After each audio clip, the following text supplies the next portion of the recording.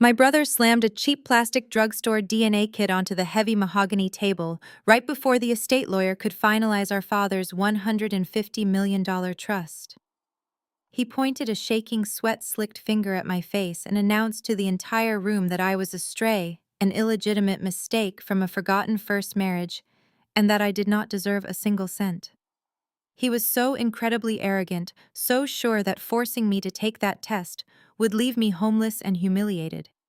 He had absolutely no idea that the piece of paper he was demanding would not only secure my entire inheritance, but would completely obliterate 30 years of his own mother's disgusting lies and eventually send him straight to a federal holding cell. Before I share exactly how a $20 cotton swab exposed the most massive financial and emotional fraud in our family history, take a quick second to let me know what city you are watching from in the comments below. Please hit the like button and subscribe to the channel right now if you have ever had to sit back and watch karma absolutely destroy a toxic entitled relative who tried to ruin your life. The sharp crack of the plastic kit hitting the polished wood echoed loudly across the cold expanse of the corner office at Sterling and Associates. The room smelled of expensive leather-aged paper and the distinct, bitter scent of my brother Derek radiating pure panic. I was 33 years old, a senior forensic accountant handling massive corporate audits in Chicago, and my brain was trained to notice discrepancies. Right now, Derek was one massive, glaring discrepancy. He was the golden child, the son my stepmother Brenda had paraded around our entire lives as the true heir to my father Elias and his logistics empire. Yet here he was standing over a luxury conference table, wearing a wrinkled designer suit, his breathing shallow and erratic. I did not gasp. I did not cry. I did not shrink back into my chair the way my family always expected me to do when I was a vulnerable teenager. I simply sat perfectly still, my posture completely rigid, and watched a bead of sweat roll down the side of Derek's temple. He slammed his hand flat against the table again, leaning toward Mr. Sterling. The elderly lawyer did not even flinch. Mr. Sterling just slowly lowered his gold-rimmed reading glasses and stared at the cheap cardboard box, ruining the aesthetic of his immaculate workspace. "Stop reading the will right now," Derek demanded, his voice cracking slightly on the last word.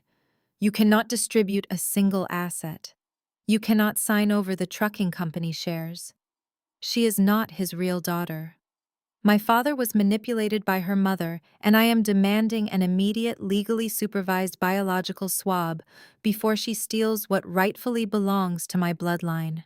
The sheer audacity of his statement hung in the air like thick smoke.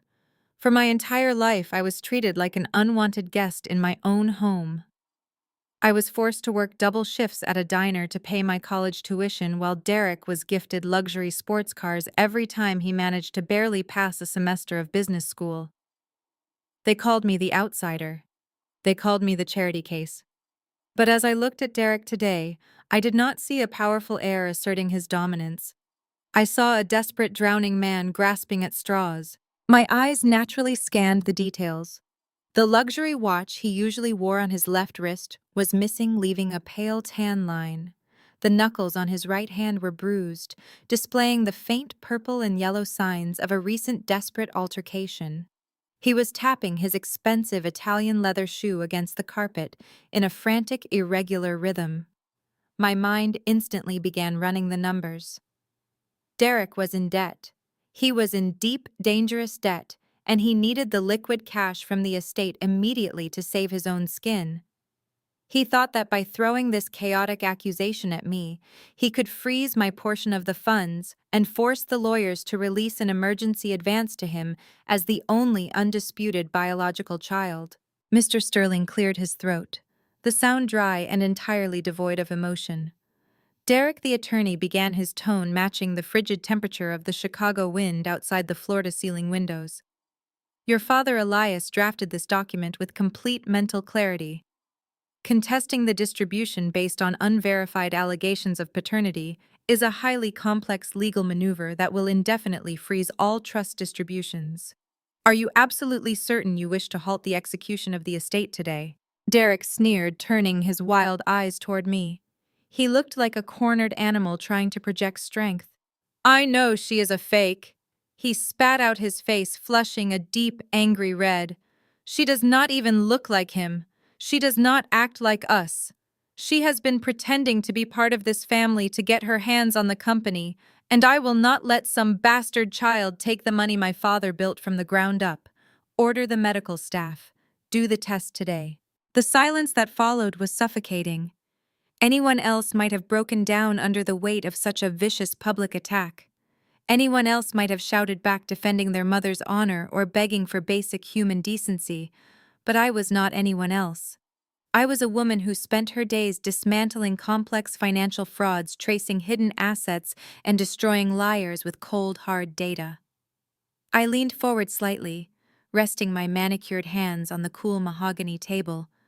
I looked directly into Derek's bloodshot eyes and gave him a slow, chilling smile. I accept your challenge, Derek, I said softly, making sure my voice was completely steady and terrifyingly calm.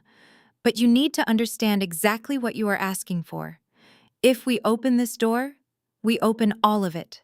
Every single biological claim, every single hidden truth, and every single financial consequence that comes with it. Derek scoffed, crossing his arms over his chest to hide the slight tremor in his hands. Just do the test and get out of my building, he sneered. I nodded once, turning my attention away from him entirely and focusing on the attorney. Mr. Sterling, I accept the demand for a legally supervised paternity test. However, since my brother has officially contested the biological legitimacy of the heirs, I am officially invoking the comprehensive review clause. Until the medical results are returned and verified by the federal lab, no one receives an advance. No one gets a stipend. The estate is sealed, and we all wait. Derek's face instantly drained of all color, his arrogant smirk melting into an expression of pure, unadulterated terror. He opened his mouth to argue, but he was already trapped. Derek opened his mouth to argue, but he was already trapped. He stood frozen next to the mahogany table, his face pale and his breathing ragged. He had no counter-argument. The legal trap was set, and the steel jaws had snapped shut around his ankles. He looked around the room, searching for a lifeline. That was exactly when Chloe decided she needed to swoop in and save her husband. Chloe was a woman who wore her unearned entitlement like an overpowering perfume, offensive and suffocating to anyone with actual taste. She shifted in her leather chair, uncrossing her legs and letting her designer stilettos sink into the plush, corporate carpet. She let out a loud, theatrical sigh, a sound specifically engineered to convey how incredibly exhausted she was by my mere existence. Chloe flipped her perfectly styled blonde hair over her shoulder and rolled her pale blue eyes. She reached out and rested her hand gently on Derek's arm, a hollow gesture of solidarity from a woman who had never worked a single day in her adult life. Alicia, just stop it, Chloe said, her voice dripping with that unbearable passive-aggressive tone she had spent years perfecting at her exclusive country club luncheons. You are making a massive, embarrassing scene over absolutely nothing.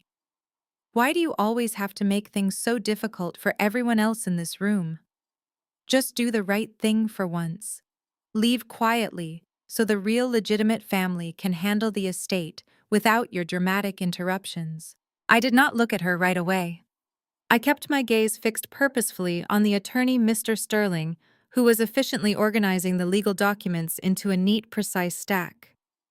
I could physically feel Chloe's frustration mounting, because I was actively refusing to give her the loud emotional reaction she so desperately craved. She wanted me to scream. She wanted me to act out the angry stereotype she had built for me in her narrow little mind. When I remained perfectly silent, she stepped closer, her voice rising in pitch as she weaponized my past against me. It is honestly pathetic. Chloe continued, her perfectly manicured index finger pointing aggressively in my general direction. You have always been so utterly desperate to fit in where you clearly do not belong. You are completely out of your depth here. It is exactly like when you were 18 years old and you had to pack your cheap, hideous duffel bags to go work exhausting night shifts at that greasy downtown diner just to scrape together your college tuition. You were a pathetic charity case then, and you are a pathetic charity case now. You never belonged in this tax bracket, Alicia. You are entirely out of your league, and you need to walk out of that door before you embarrass yourself any further. The sheer venom in her words hung heavily in the cold air of the law office. She thought she had delivered a fatal blow by reminding me of my darkest, most vulnerable days. She thought reminding me that I was kicked out of my own home and forced to survive on minimum wage would break my spirit. But she was fundamentally wrong. Those late-night shifts and those heavy, cheap bags were the exact things that forged me into the unbreakable financial predator I was today. I finally turned my head to look directly at Chloe. I let the silence stretch for a long, uncomfortable moment, letting her stew in her own arrogant hostility. I examined her slowly from head to toe, surgically dissecting her carefully constructed image of superiority. I noticed the slight nervous tension in her jaw and the way her knuckles were turning white as she gripped her oversized handbag. "First of all, Chloe," I said, my voice barely above a whisper but commanding absolute authority over the entire room. "The correct phrase is 'to whom it may concern,' not 'to who it may concern,' which you loudly and incorrectly proclaimed to the poor receptionist when we first walked into this building today. If you are going to attempt to insult my intelligence and question my pedigree, you should at least attempt to master basic middle school grammar before opening your mouth to speak." Chloe flinched visibly, as if I had physically slapped her across the face. Her mouth opened in shock, but no words came out. I did not give her a single second to recover. Furthermore, I continued, my eyes dropping deliberately to the bag she was clutching against her chest, like a protective shield. "I find it incredibly fascinating that you are standing in this office lecturing me about tax brackets and legitimate wealth while carrying that specific handbag. You have been parading that ridiculous tote around the city for the past 3 weeks, aggressively pretending it is an exclusive custom piece from a private boutique. But as someone who actually manages massive wealth and fundamentally understands the economics of luxury, I can tell you exactly what it is. That is the autumn collection from 3 years ago. It was heavily discounted and dumped at the outlet mall near the interstate highway. If you look closely, you can still see the faint, sticky outline where the bright red clearance sticker was hastily peeled off the brass hardware near the clasp. The air rushed out of Chloe's lungs in a sharp, humiliated gasp. Her pale face instantly turned a bright, burning shade of crimson. She instinctively pulled the bag behind her back, attempting to hide the evidence of her financial fraud. But it was far too late. The damage was thoroughly and completely done. I watched the absolute panic wash over her features as she realized her carefully curated, wealthy persona had been effortlessly dismantled in less than 60 seconds. Derek stared at his wife, his own financial panic momentarily replaced by sheer embarrassment.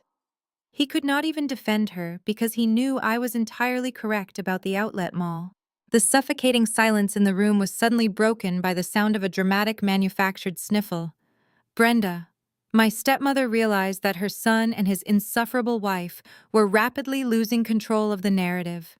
She knew she had to step in and deploy her favorite and most lethal weapon, which was her absolute mastery of emotional manipulation.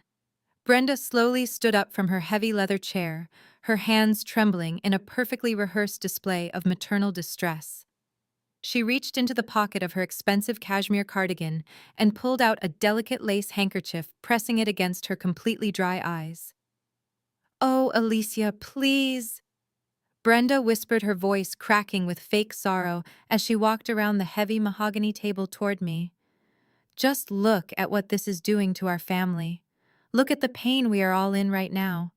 Your father just passed away, and here we are tearing each other apart in a cold corporate law office. It is breaking my heart, and I know it would absolutely break his to see you acting this way." She reached out and forcefully grabbed my right hand before I could pull it away. Her skin was uncomfortably warm, and her grip was tight, a stark contrast to the gentle, loving tone she was desperately trying to project to the attorney. I let her hold my hand for a moment, simply observing the absolute desperation swimming in her fake, teary eyes. She was a master of playing the victim, using her soft voice and gentle demeanor to disguise her incredible greed. "You are so angry," Brenda continued. "And I understand that. I really do. You have always felt like you had to fight for a place in this family. But you need to be reasonable right now. We both know Elias was a proud man who cared deeply about his legacy and the reputation of his company.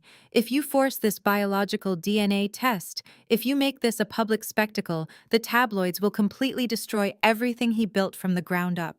They will dig into your mother and her past. They will drag all of those old, ugly rumors out into the open for the entire world to read." Brenda paused for dramatic effect, squeezing my hand tighter. "You know your father always had his doubts about your paternity, Alicia.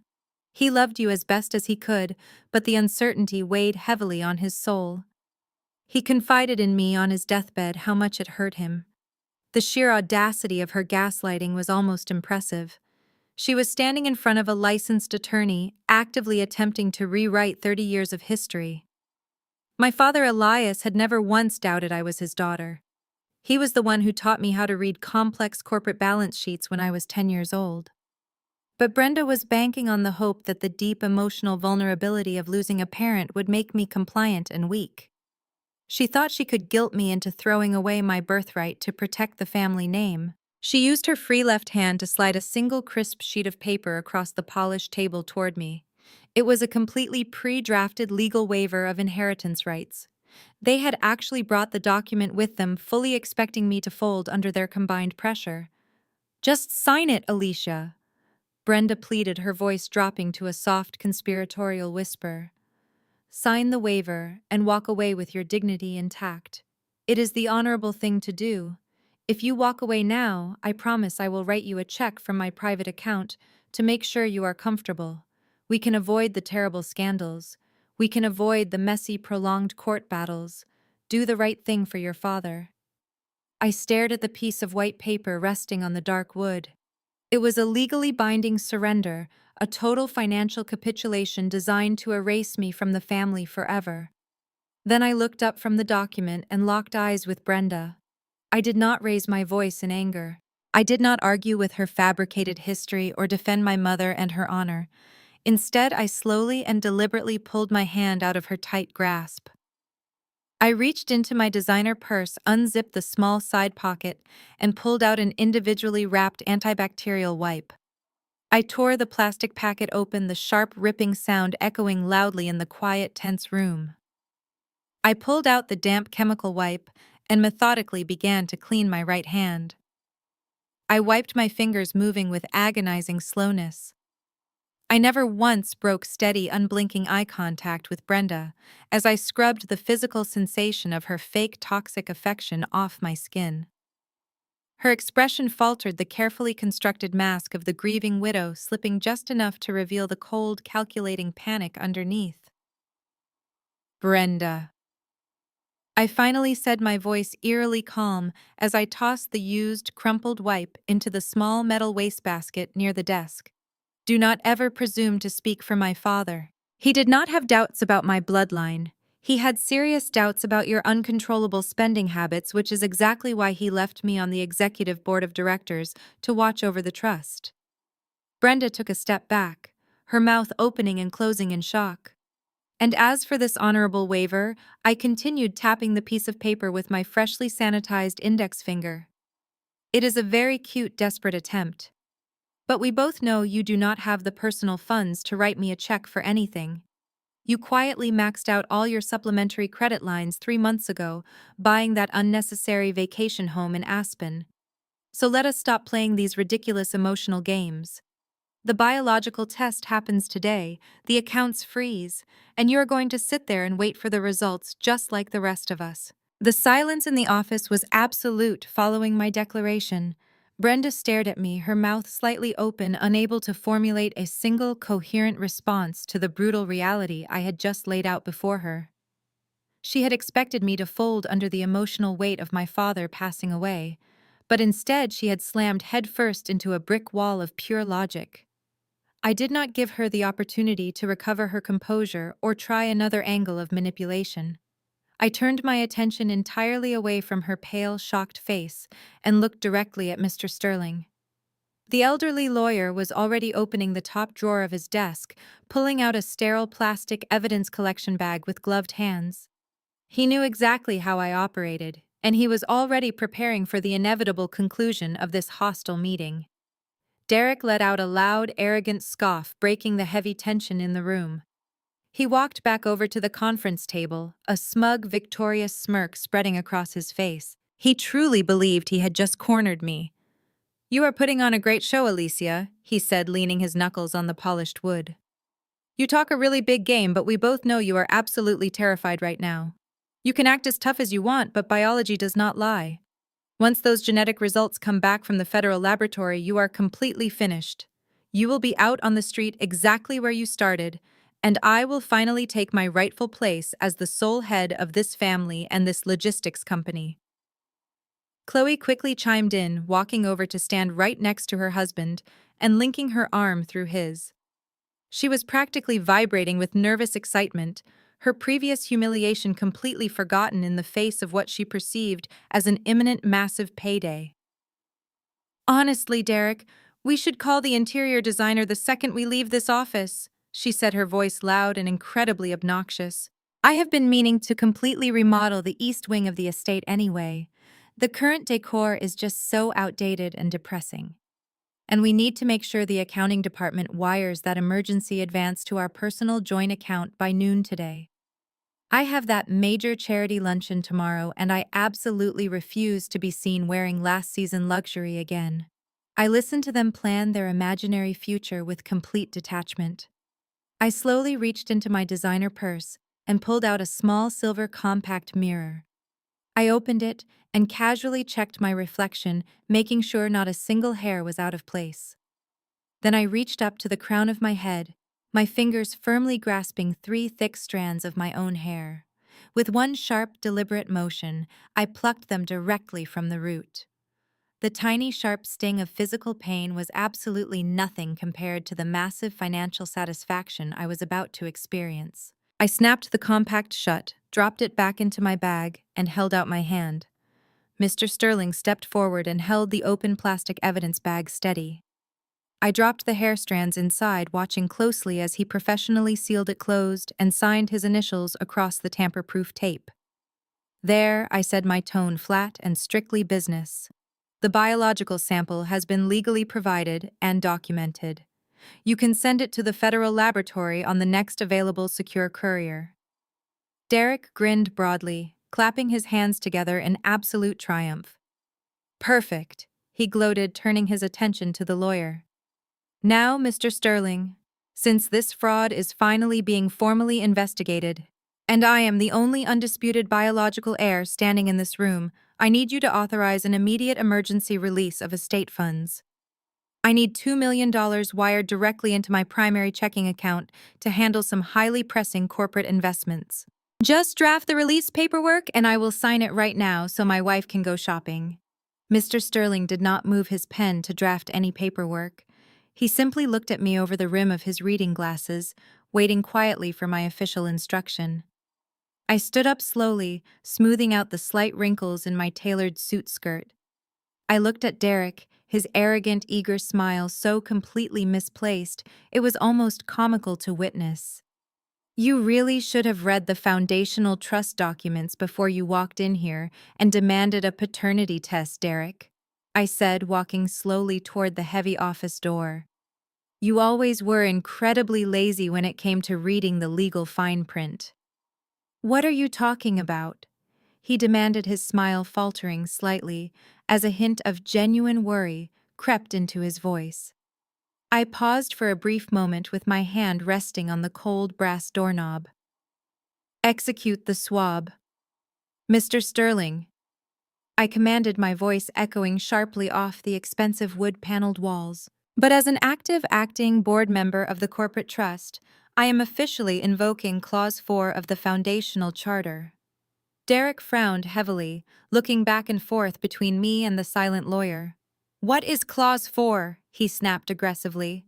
Mr. Sterling cleared his throat, opening a thick leather-bound folder on his desk. Clause 4 is a strict financial security measure implemented by your father exactly 10 years ago. It states that if the biological legitimacy of any primary heir is legally contested, all estate assets enter an immediate, unyielding hard freeze. This includes all corporate holdings, trust disbursements, and personal accounts. The color instantly drained from Derek's face, leaving him looking like a ghost.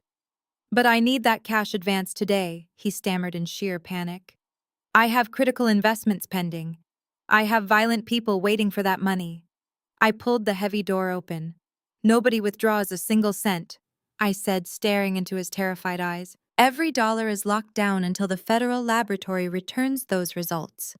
Enjoy the long wait." I walked out of Sterling and Associates feeling a profound sense of clarity. The cold, crisp Chicago air hit my face, but my mind was already miles away. The vultures were circling my father's legacy, but I clipped their wings. One final personal piece of business remained before launching my financial offensive.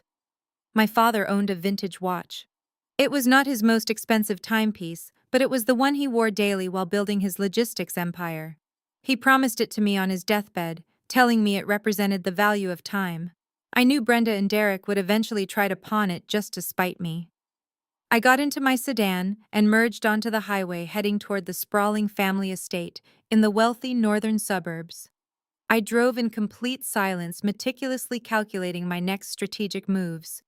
The drive took 45 minutes. The neighborhood was painfully quiet, characterized by manicured lawns and generational entitlement. I pulled up to the massive wrought iron gates of the property I briefly called home. I rolled down my window, the cold wind biting at my skin, and punched my personalized entry code into the brass keypad.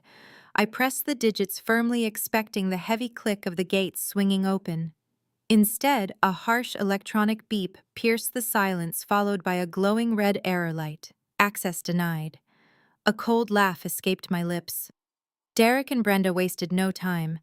In the short window since my father passed, they completely erased my digital footprint from the property. They believed locking me out would break my resolve. I put the car in park and stepped onto the pristine cobblestone driveway.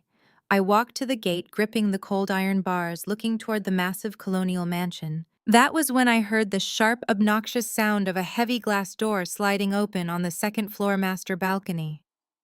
I looked up and saw Chloe stepping out into the chilly afternoon air. She was wearing a thick cashmere robe she undoubtedly charged to my father's corporate account, holding a steaming mug of coffee. In her other hand, she aggressively gripped her oversized smartphone. She leaned over the ornate stone railing, looking down at me with an expression of pure triumph. Her blonde hair blew in the wind as she pointed her phone directly at my face. "What exactly do you think you are doing? Trespassing on private property, Alicia," she yelled, her voice carrying over the expansive lawn. "The estate is officially closed to unauthorized personnel. Get back in your cheap car and drive back to whatever miserable apartment you came from." I stood perfectly still, my hands resting casually in the pockets of my tailored suit jacket. "I need to collect my father's vintage watch, Chloe," I stated loudly, ensuring there was no miscommunication. "It is a sentimental item and legally belongs to me. I am simply here to legally retrieve my rightful property before you pawn it." Chloe let out a loud theatrical laugh that grated against my eardrums. "Your property?" She mocked, her voice dripping with venomous sarcasm. "You do not own anything here. You are completely locked out. Derek had the security company change every single code and lock the second your father took his last breath. We knew you would come crawling back here trying to steal valuables to pawn for cash. I am warning you, Alicia. If you take one step onto this grass, I am calling 911 immediately. I will tell the dispatcher there is an aggressive trespasser attempting to break into my home and threatening my physical safety. The police here are not gentle with people who look like you causing trouble." She was openly weaponizing her unearned privilege, using the classic pathetic tactic of threatening police intervention to intimidate me into leaving. She desperately wanted me to shake the gate, scream at her, or throw a tantrum so she could record it and play the ultimate victim. It was pathetic and entirely predictable. I did not raise my voice or show a single ounce of frustration. Instead, I calmly reached into my jacket pocket and pulled out my smartphone. I opened the camera, zoomed in closely on Chloe, standing on the balcony, and snapped a crystal clear, high-resolution photograph of her smug face. The loud digital shutter click echoed in the quiet suburban street. Chloe flinched, her confident posture faltering for a fraction of a second. "What are you doing?" she demanded, her voice losing its mocking edge, dropping into a tone of genuine uncertainty. "Stop taking pictures of me." I lowered my phone and looked down at my wrist. I tapped the screen, setting a digital timer for exactly 15 minutes. I looked back up at the balcony, my expression completely devoid of any emotion. I am documenting the exact time and location of the individual who is actively obstructing a legal beneficiary from accessing a disputed estate, I replied, my voice sharp and professional. "Enjoy your coffee, Chloe. Drink it very slowly." I turned my back on her without waiting for a response. I walked smoothly back to my car, the sound of my heels clicking rhythmically against the cobblestones. I climbed into the driver's seat, started the engine, and put the vehicle into reverse. As I backed out of the driveway, I could see Chloe still standing on the balcony, her brow furrowed in confusion. She expected a loud, emotional screaming match on the lawn. She had absolutely no idea how to handle cold, calculated silence. I shifted the car into drive and sped away from the iron gates. I did not need the watch today. Let them hold on to physical trinkets while they still could. They thought they locked me out of the house but failed to realize I held the keys to their financial existence. My digital smartwatch timer was slowly ticking down. It was time to initiate the second phase of the lockdown. I parked my sedan in the reserved underground garage of my downtown Chicago office building. The elevator ride to the 42nd floor was smooth, giving me time to transition from the estate gates to the hard reality of corporate finance. I walked past the reception desk, giving a nod to my assistant before stepping into my private office. The sprawling view of the city skyline spread out behind my desk served as a perfect reminder of who was in charge. I sat down in my ergonomic leather chair, opened my laptop, and pulled up the master financial ledger for my father's estate. The numbers painted a clear and highly disturbing picture of exactly how much money Brenda and her son had been bleeding from the family trust over the past 2 years. But the bleeding was about to stop permanently. While I was reviewing the digital ledgers, Brenda and Chloe were strutting down Oak Street in the exclusive Gold Coast shopping district. They had rushed from the lawyer office straight to their favorite high-end Italian boutique, convinced that Derek had successfully intimidated me. They were shopping for the upcoming logistics corporate gala, an event Brenda intended to use to publicly crown her son as the new chief executive officer. I could picture them piling thousands of dollars worth of silk gowns and imported leather shoes onto the glass checkout counter. They laughed loudly, sipping complimentary champagne provided by the boutique manager, acting as if the company money was an endless personal fountain. Brenda held my father's exclusive black card loosely between her manicured fingers, entirely unaware that the plastic in her hand was about to become completely worthless. I picked up my phone and dialed the direct priority line for the private wealth management division at our primary bank. A senior account manager answered, recognizing my dedicated extension. I did not waste time with pleasantries. I instructed him to immediately execute the mandate generated by Clause 4 of the Elias Trust. I directed him to permanently sever all supplementary credit lines authorized under the primary corporate account. I specifically flagged the cards ending in 4281 and 9033 belonging to Brenda and Derek. The account manager hesitated for a second, mentioning that Brenda was a long-standing client.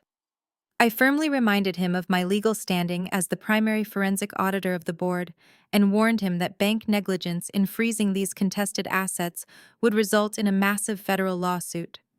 He quickly typed on his keyboard and confirmed the immediate suspension of all requested credit lines. The trap was sprung. Back at the boutique, Brenda stepped up to the marble register with a triumphant smile on her face. The total bill for their afternoon shopping spree was hovering just over $45,000. She casually tossed the heavy black card onto the counter, expecting the usual respectful nod from the cashier. The clerk swiped the card through the luxury terminal. The machine emitted a sharp, flat beep. The screen flashed bright red, displaying a hard decline code. The cashier frowned slightly, apologizing for the inconvenience, and tried inserting the chip. The machine beeped again, louder this time. The red text on the screen instructed the merchant to confiscate the card and call the bank immediately. The color began to drain from Brenda's face as the clerk awkwardly pushed the card back across the counter, informing her that the account was entirely frozen. Chloe scoffed loudly, rolling her eyes at the clerk, and aggressively pulled out her own platinum card tied directly to Derek accounts. She slammed it down, demanding they run it immediately to save them from this ridiculous embarrassment. The clerk swiped Chloe's card. The machine beeped again. Another hard decline. The other wealthy patrons in the boutique were beginning to turn their heads and whisper. My office phone suddenly buzzed, shattering the quiet calm of my workspace. The caller identification displayed Brenda's cell phone number. I let it ring 3 times, letting her panic boil over before I finally pressed the speakerphone button. Alicia. Her voice shrieked through the speaker, echoing off the glass walls of my office. What the hell did you just do? I am standing in the middle of a store and my card was just declined. The manager is looking at me like I am a criminal. Derek accounts are completely blocked too. Fix this right now. You do not have the authority to humiliate me like this in public. I leaned back in my chair, steepling my fingers, and stared out at the city skyline. I listened to her panicked breathing and the faint sound of Chloe arguing with the cashier in the background. They were experiencing their first taste of financial reality, and they were crumbling under the pressure. I did not raise my voice. I did not sound angry. I sounded completely indifferent, which I knew would infuriate her more than anything else. I have absolute authority, Brenda, I replied, my voice smooth and dangerously calm. I clearly explained the rules of engagement before I walked out of the law office today. When you and Derek demanded that biological test, you forced the estate into a legally mandated lockdown. I warned you that nobody withdraws a single cent until the federal laboratory verifies the results. You chose to ignore my warning and go shopping instead. That sounds like a personal failure of comprehension on your part, not a banking error. You vindictive little brat, she screamed, abandoning her gentle motherly persona. You call the bank and authorize this purchase right now, or I swear I will make you regret this. I reached forward and rested my finger right above the end call button. I told you the accounts were frozen, I said, cutting off her empty threats. Put the dresses back, Brenda. Try clipping coupons. I pressed the button, disconnecting the call and leaving her stranded in her massive public humiliation. I disconnected the call, leaving her stranded in her massive public humiliation. I placed my phone face down on the polished surface of my desk, completely dismissing Brenda and her manufactured crisis. Her inability to purchase luxury dresses was entirely irrelevant compared to the massive financial hemorrhage I was currently hunting. I turned my full attention back to the glowing screen of my laptop. As a senior forensic accountant, I did not see numbers as simple mathematical figures. I saw them as a distinct language telling a complex story of human behavior, greed, and deception. Right now, the financial ledger for my father's logistics division was screaming at me. Derek had been acting as the vice president of fleet operations for the past 2 years, a title my father gave him, hoping the responsibility would finally force him to mature. Instead, it provided him with the perfect cover to execute a massive corporate theft. I cracked my knuckles and began typing. I navigated past the standard accounting software and accessed the highly secure back-end servers of the corporate network. The company firewall was robust, designed to keep out external threats, but my father had granted me supreme administrative clearance years ago. He trusted my mind more than he trusted his own son. I bypassed the secondary security protocols with a few rapid keystrokes, entering the hidden directories Derek thought were completely untraceable. The deeper I dug into the fleet management records, the more glaring the discrepancies became. A logistics company operates on strict margins, relying heavily on the continuous movement and maintenance of its physical assets. But according to the digital registry, over 20 heavy-duty commercial freight trucks had simply vanished from the active roster over the last 8 months. These were not cheap vehicles. They were state-of-the-art, specialized transport rigs worth hundreds of thousands of dollars each. Derek had marked them in the internal system as decommissioned for scrap, citing catastrophic engine failures and irreparable structural damage. It was a clumsy, lazy lie. A man who never worked a physical day in his life had no idea how meticulous heavy machinery records needed to be. I pulled up the maintenance logs and cross-referenced them with the global positioning system, tracking data hidden deep within the onboard diagnostic computers. The trucks had not been scrapped. The engines were functioning perfectly.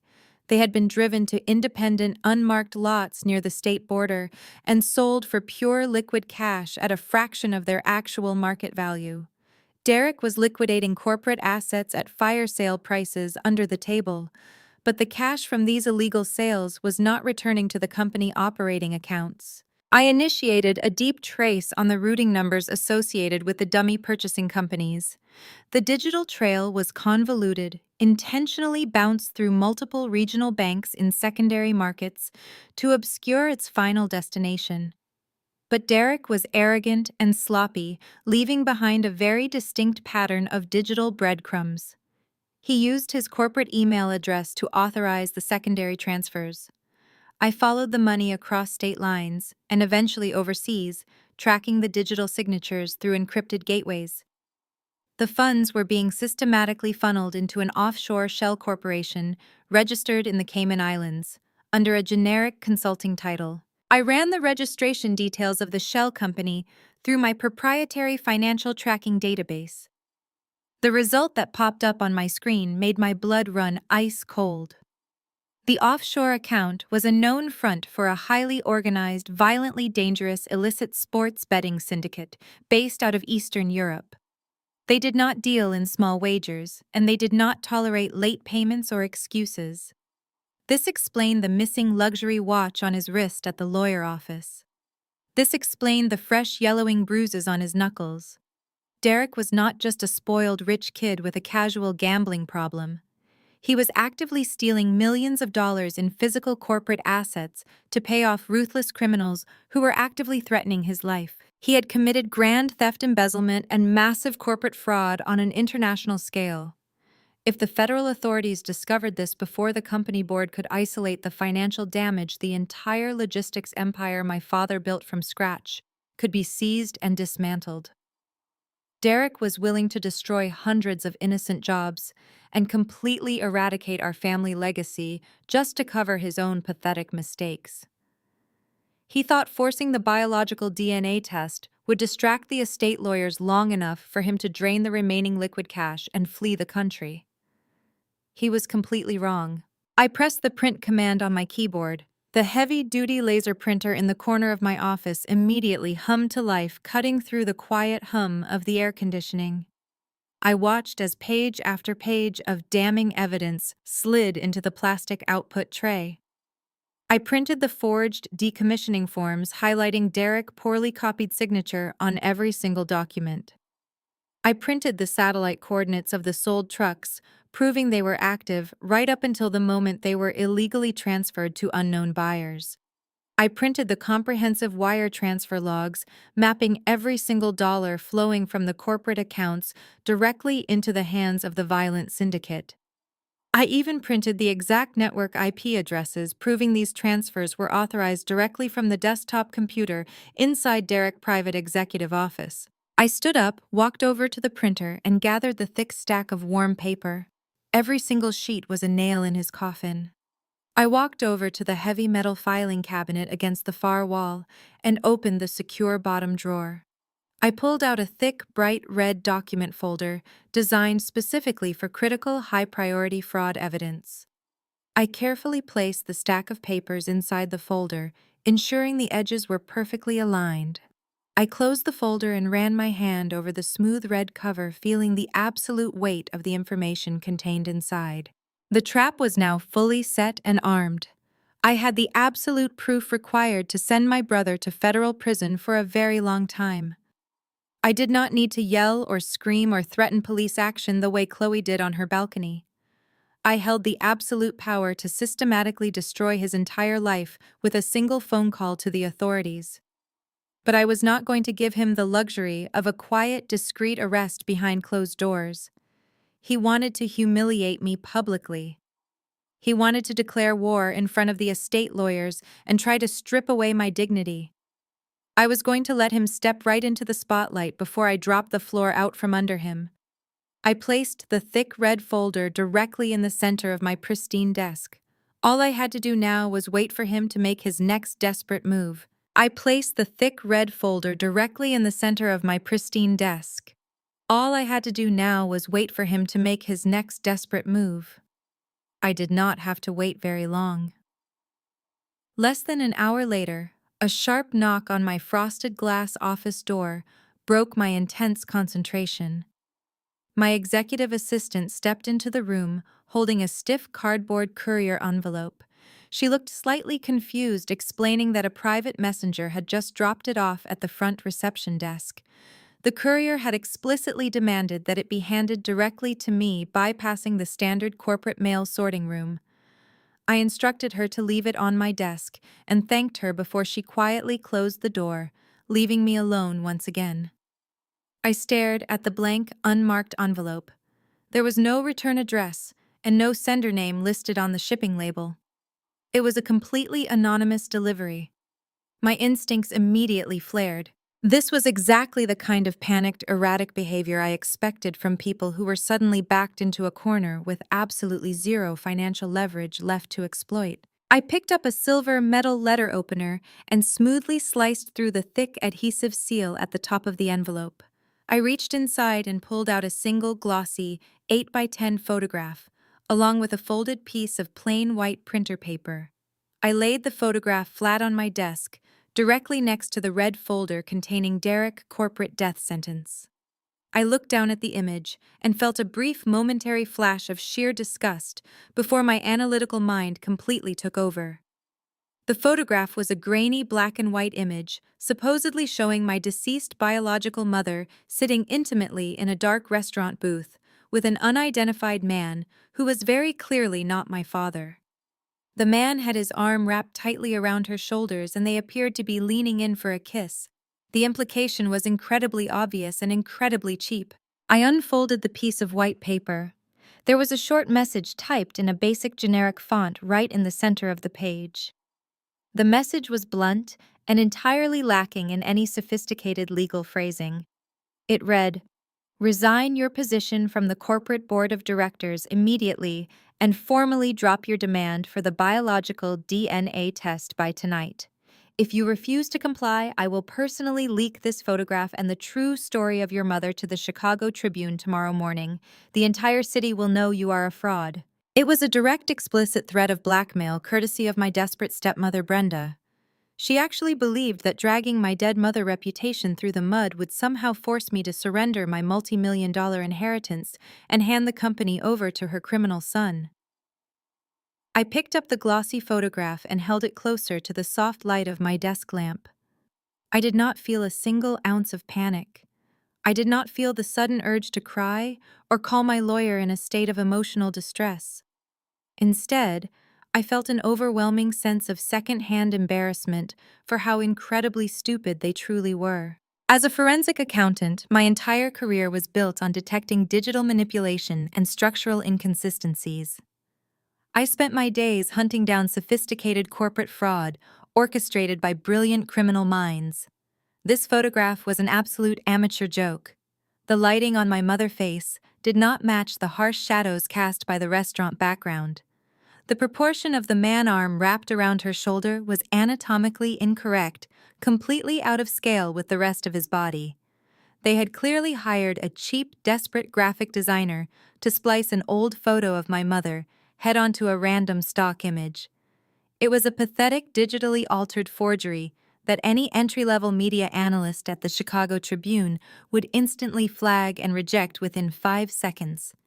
Brenda and Derek were drowning in their own incompetence, and this fake photograph was their final pathetic gasp for air. They had completely exhausted all of their logical options and resorted to childish intimidation tactics. A genuine loud laugh escaped my throat, echoing loudly in the quiet solitude of my office. It was a laugh of pure, unadulterated victory. I stood up from my chair and walked over to the heavy-duty industrial paper shredder sitting near the corner window. I flipped the power switch, listening to the sharp metallic hum of the steel blades spinning to life. I did not bother keeping the forged photograph or the typed note as evidence. They were worthless. I dropped the glossy photo and the paper straight into the feed slot. The machine aggressively chewed them up, destroying Brenda's pathetic blackmail attempt in less than 3 seconds, turning it into meaningless white confetti. I walked back to my desk and picked up my smartphone. I opened my text message thread with Derek. I did not type out a long, angry paragraph defending my mother. I did not acknowledge the anonymous package, the fake photo, or the threat to contact the press. I simply typed out 2 short sentences that I knew would absolutely paralyze him with fear and confusion. I pressed send and watched the message bubble turn blue, confirming delivery. The text read, "See you at the corporate gala tomorrow night. Make sure you wear a nice suit." I locked my phone and placed it back down on my desk, resting it right next to the red folder containing his absolute ruin. Tomorrow night he would stand under the bright chandeliers, surrounded by hundreds of wealthy investors and powerful journalists, expecting to be crowned king of the empire. Tomorrow night I would finally let the blade fall and watch his entire world completely shatter into a million irreparable pieces. The war was no longer being fought in the shadows. We were taking it directly to the main stage. The war was no longer being fought in the shadows. We were taking it directly to the main stage. The grand ballroom of the downtown Plaza Hotel was a masterpiece of misplaced arrogance and stolen corporate funds. Brenda spared no expense in orchestrating what she believed would be her ultimate public triumph. The room was illuminated by massive crystal chandeliers casting a warm golden glow over hundreds of elite guests. Waiters dressed in pristine white tuxedos circulated through the crowd, carrying silver trays loaded with imported vintage champagne and expensive caviar. A string quartet played softly in the corner, providing a sophisticated soundtrack to what was essentially a massive criminal cover-up. I stood in the shadowed alcove outside the main double doors, observing the spectacle before making my entrance. Through the cracked doors, I could see Brenda and Derek standing near the center stage, basking in the flashes of local press photographers.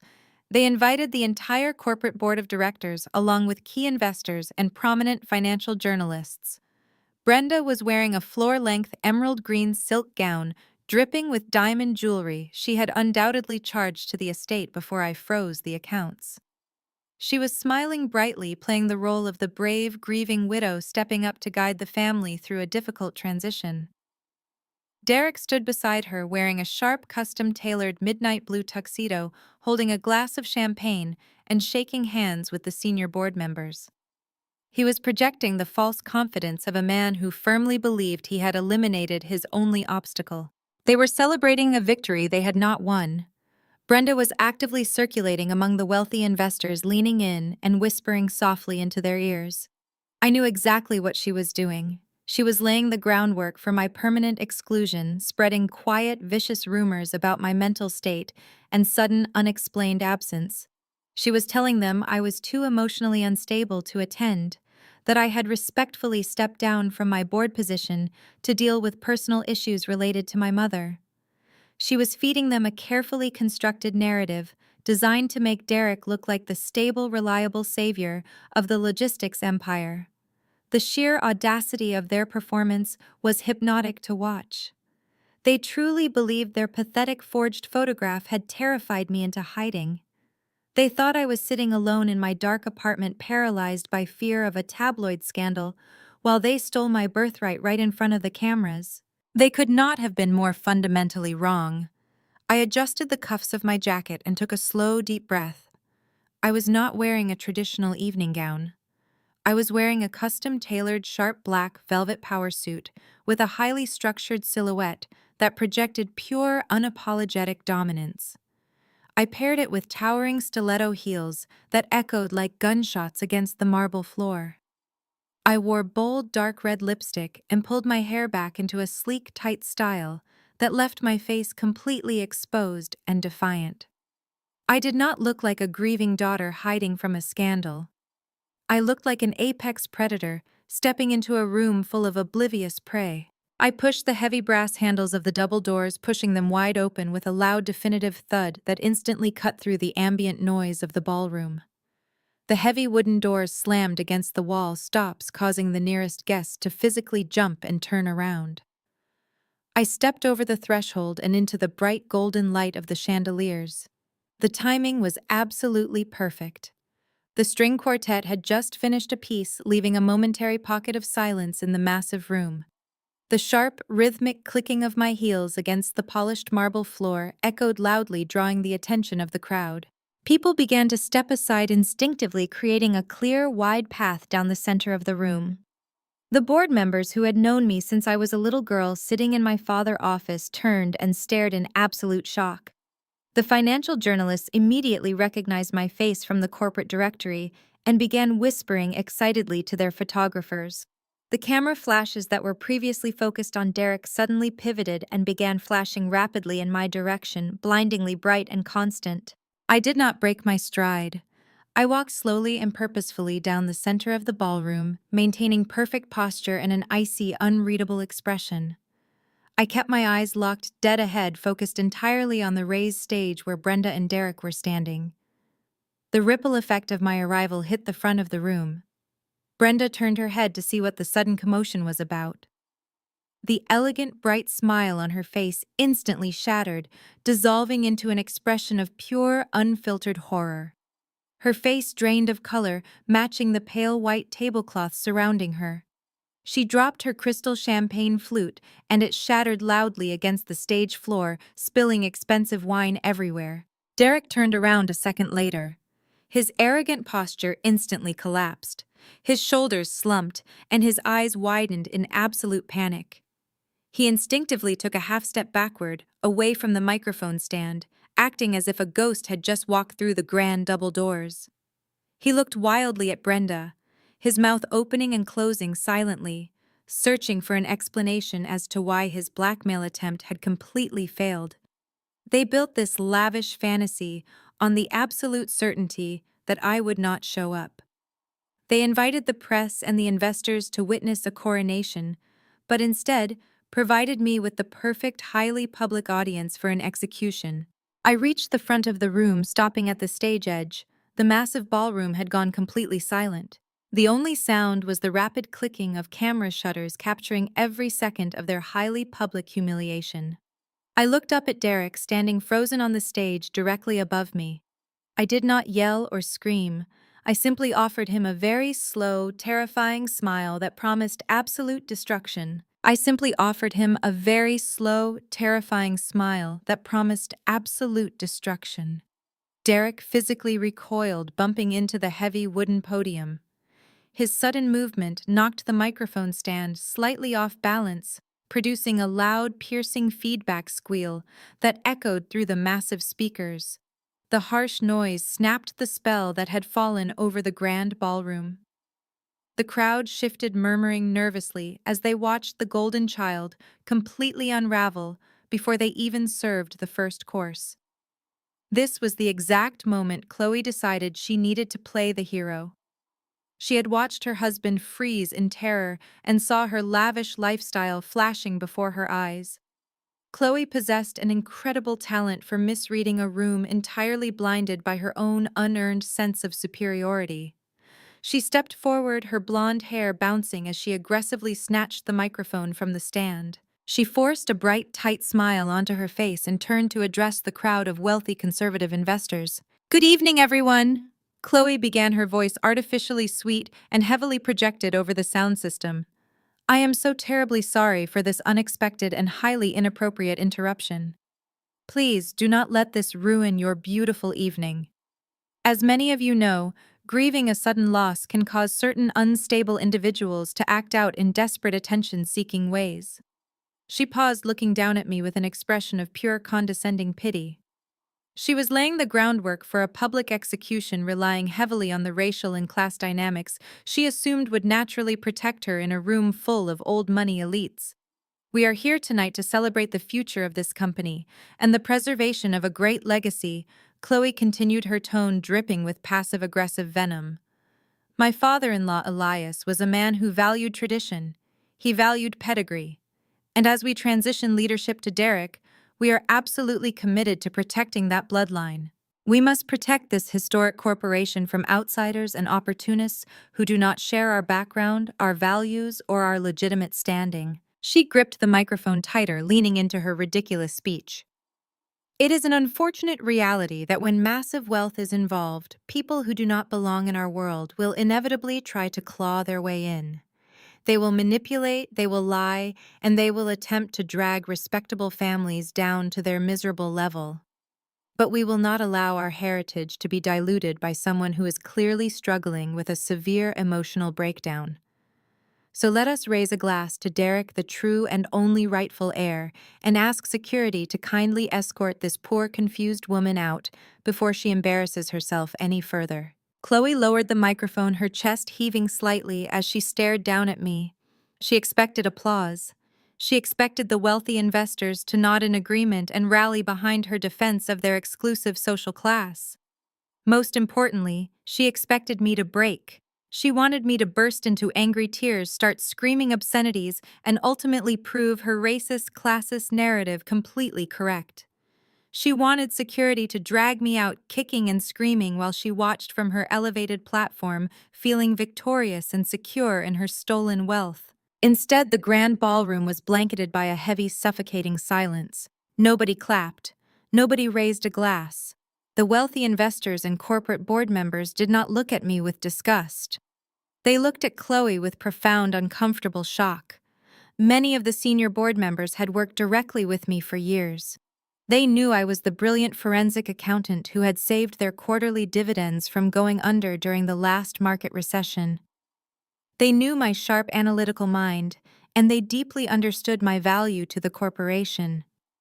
Chloe had just stood on a stage and insulted the most dangerous financial asset in the room, assuming her pale skin and expensive designer dress would automatically grant her their blind loyalty. It was a spectacular, unmitigated social suicide. The silence stretched on, becoming a physical weight in the room, pressing down on Chloe, until her confident smile began to violently twitch at the corners. I did not cry. I did not yell for security to intervene. I maintained perfect, unwavering eye contact with Chloe as I slowly began to walk toward the stage. The rhythmic, sharp click of my stilettos was the absolute only sound echoing in the dead, silent room. I climbed the 3 carpeted steps leading up to the main platform, moving with the graceful, calculated precision of a predator closing in on its trapped prey. Derek took another massive step back, trying desperately to distance himself from his wife and her catastrophic monologue. Brenda looked like she was going to faint right there in her emerald gown, clutching her chest. I walked directly past Chloe, completely ignoring her existence, making her feel entirely invisible. I approached a terrified-looking waiter who was standing frozen near the edge of the stage, holding a heavy silver tray of drinks. I calmly reached out and picked up a tall crystal flute of vintage champagne. I turned back around, facing the sea of staring faces, holding the attention of every single powerful executive in the building. I took a slow, deliberate sip of the champagne, letting the cool liquid wash down my throat. It was exceptionally good. I stepped up to the podium, gently taking the microphone from Chloe. Her hand was trembling violently, and she surrendered the device without a fight. Her previous arrogant confidence entirely shattered by my total lack of an emotional reaction. "Good evening, ladies and gentlemen," I said, my voice smooth, calm, and echoing perfectly through the massive ballroom. "I want to sincerely thank my sister-in-law, Chloe, for that highly imaginative and deeply fascinating opening monologue. Her dedication to creative storytelling is truly something to behold." I raised my champagne glass slightly toward the crowd, offering a mock toast. However, since we are discussing the critical subjects of corporate legacies, protecting valuable assets, and legitimate pedigrees, I think it is only fair that we deal with actual concrete facts rather than desperate fictional fairy tales. I took another small sip of my drink, savoring the absolute suffocating panic radiating from the three people standing directly behind me. You see, I am not here to crash a party, I stated, my voice hardening into a blade of pure authority. I am here acting as the senior forensic auditor of the board of directors to ensure that the very real, very legitimate legacy of this logistics company is not currently being liquidated. The investors leaned in, instantly captivated. Let us talk about who the real opportunists are tonight. The collective intake of breath from the audience was audible even over the soft hum of the massive chandeliers. I stood at the podium looking out at a sea of highly influential people who suddenly realized they had been invited to a slaughter rather than a celebration. I locked eyes with Richard Sterling, the senior partner at the accounting firm who had mentored me for years. He gave me a barely perceptible nod of approval. He knew exactly what I was capable of when cornered. I gripped the edges of the wooden podium, anchoring myself as I prepared to dismantle the false reality my stepmother had so carefully constructed. I spoke directly to the board of directors, completely ignoring Chloe, who was currently shrinking away into the shadows of the stage behind me. Over the past 48 hours, my stepmother and my brother have engaged in a highly coordinated, desperate campaign to illegally seize total control of my father's logistics empire. They locked me out of the family estate. They attempted to sever my communication with the executive board. And just a few hours ago, they sent an anonymous courier to my private office with a painfully forged photograph attempting to blackmail me into resigning my position. A loud murmur rippled through the crowd of investors. Blackmail was a severe criminal accusation, and making it publicly into a microphone in front of the local press was a declaration of absolute war. I turned my head slowly and looked directly at Brenda. She looked as though she was going to physically collapse under the weight of my gaze. Her emerald green gown suddenly looked like a cheap costume. "You thought I would hide in shame, Brenda," I said, my voice projecting clearly across the vast room. "You thought a fabricated scandal would terrify me into surrendering the company to a man who does not even understand how to read a basic quarterly earnings report. But you fundamentally misunderstood who you were dealing with. I do not run from audits, and I certainly do not run from cheap intimidation tactics." I turned my attention back to the audience, gesturing toward Derek, who was sweating profusely under the bright stage lights. 2 days ago, while we were sitting in the office of the estate attorney reading my father's final will and testament, Derek interrupted the proceedings. He did not want to discuss the future of the company or the transition of leadership. Instead, he slammed a cheap plastic testing kit onto the mahogany table and officially contested my biological relation to my father. He demanded a legally supervised DNA test, believing that if he could brand me as an illegitimate child, he could instantly freeze my inheritance and steal my executive voting rights. The journalists in the room began scribbling furiously on their notepads.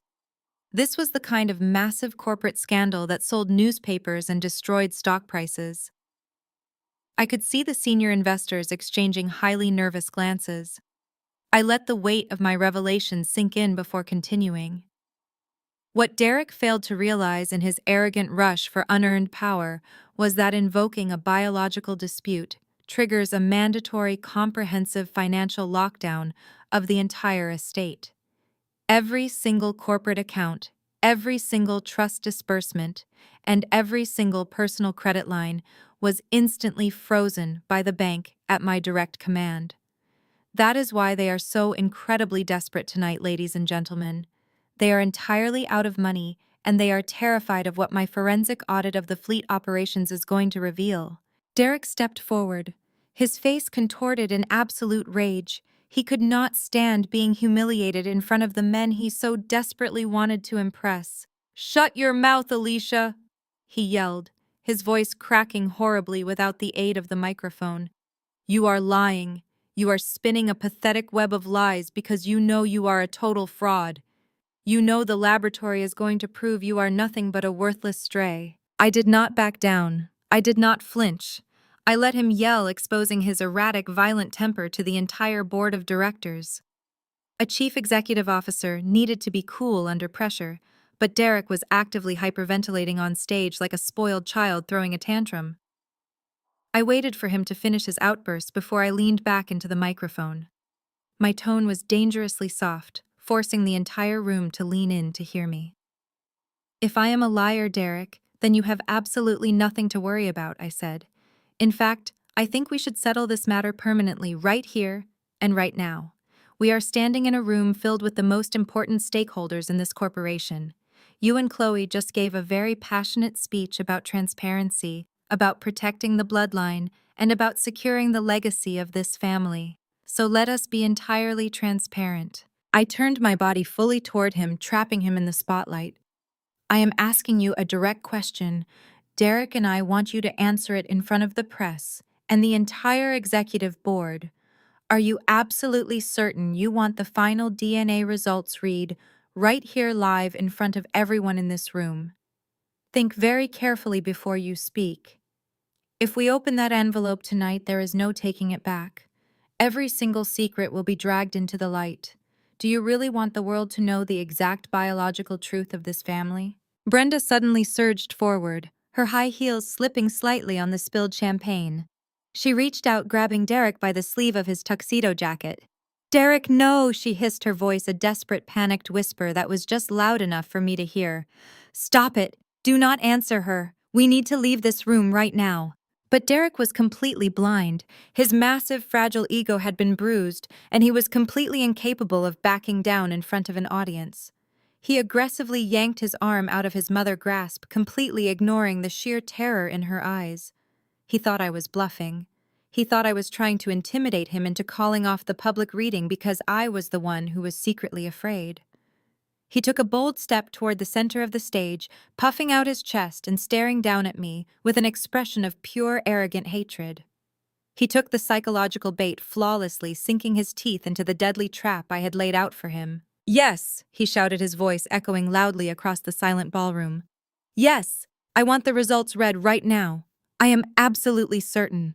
I want every single person in this room to hear the scientific proof. I want the press to publish the results tomorrow morning. I want everyone to see what a pathetic, lying fraud you really are, Alicia. Read the document and get out of my company." I stared at him for a long moment, letting his aggressive confirmation hang in the air.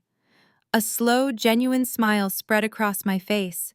It was the smile of a predator watching the cage door snap permanently shut. I reached into my velvet jacket pocket and pulled out my phone, tapping a single button. I looked back up at Derek, who was now looking slightly confused by my lack of fear. "That is exactly what I was hoping you would say," I replied, my voice echoing with finality. "Because the estate attorney is waiting right outside those doors." The heavy oak doors at the back of the grand ballroom swung open with a resounding crash that vibrated fiercely through the polished floorboards. Every single head in the massive room snapped toward the entrance in perfect unison. The string quartet in the far corner completely stopped playing mid-note, leaving a heavy ringing silence in their wake. Through the open doorway stepped Mr. Sterling. The elderly estate attorney looked entirely out of place in the sea of sparkling evening gowns and custom tuxedos. He was wearing his standard charcoal gray business suit, his silver hair perfectly combed, and his expression completely devoid of any emotion or warmth. He was not alone today. Flanking him on either side were two massive private security guards, dressed in tactical black uniforms, with clear earpieces resting discreetly in their ears. They moved with a rigid, intimidating military precision that instantly communicated the absolute seriousness of their sudden arrival. Mr. Sterling held his hands clasped firmly and defensively in front of his chest. Resting carefully between his palms was a thick manila envelope. Even from my elevated position on the stage, I could clearly see the bright crimson wax seal and the bold red stamp of the Federal Biological Testing Facility printed aggressively across the front of the heavy paper. This was not a preliminary digital report or a copied fax that could be easily contested or manipulated by expensive defense lawyers. This was the highly secure, legally binding physical document that contained the absolute scientific truth of our family bloodline. The envelope was a loaded weapon, and Mr. Sterling was walking it directly into the center of the corporate battlefield. The seasoned journalists in the room recognized the severe gravity of the moment immediately. The low, nervous murmurs of the wealthy investors were instantly replaced by the rapid, aggressive clicking of professional camera shutters. Bright flashes of stark white light began erupting across the dimly lit ballroom, illuminating Mr. Sterling as he began his slow, methodical march down the center aisle. The crowd parted for him, instinctively stepping back to avoid getting too close to the imposing security detail. The entire atmosphere in the room had shifted violently and irrevocably. What began as an arrogant, premature celebration of stolen corporate wealth had officially transformed into a highly public legal tribunal with massive financial stakes. I turned my intense gaze away from the advancing attorney and looked directly at the three people standing near me on the stage. Their physical reactions were a masterpiece of poetic justice and delayed consequence. Chloe had completely abandoned her previous aggressive stance of racial and class superiority. She took several rapid steps backward, physically distancing herself from her husband. She essentially hid behind a tall, expensive floral arrangement, desperately trying to avoid the blinding camera flashes. She was rapidly realizing that whatever was contained inside that sealed envelope was going to attach a massive permanent scandal to her carefully curated upper-class name. Brenda was in a far worse condition. The extravagant emerald silk gown that had looked so elegant and victorious just 10 minutes ago now seemed to be physically weighing her down like an anchor. She reached out with trembling hands and grabbed the sharp edge of a catering table to keep her physical balance, her knuckles turning completely white from the strain. She was staring at the red-stamped envelope in Mr. Sterling's hands with an expression of pure, unfiltered terror. She knew exactly what biology was going to publicly reveal tonight. She had spent 30 long years actively lying to my father, lying to the corporate board of directors, and lying to her own golden child. Now she was entirely trapped on a brightly lit stage, forced to watch her 3 decades of carefully constructed deception march down the carpeted aisle toward her. Derek was completely paralyzed by the sudden turn of events. His earlier aggressive shouting and arrogant demands had entirely evaporated into the cold air, leaving behind a hollow, terrified shell of a man. He stared down at the approaching envelope, as if it were an explosive device about to detonate under his feet. His mouth hung slightly open, and a thick, heavy bead of sweat rolled slowly down his temple, eventually dripping onto the crisp white collar of his expensive custom tuxedo. He had confidently demanded this biological test to humiliate me and legally steal my inheritance. He had arrogantly screamed into a live microphone for the results to be read immediately in front of the local press. He had built his entire aggressive strategy on the blind, foolish assumption that his mother had always told him the absolute truth about his parentage. He was just now realizing in real time that he had driven himself completely off a steep cliff, and there was absolutely no possible way to stop the devastating fall. Mr. Sterling reached the front of the ballroom and stopped exactly at the base of the carpeted steps.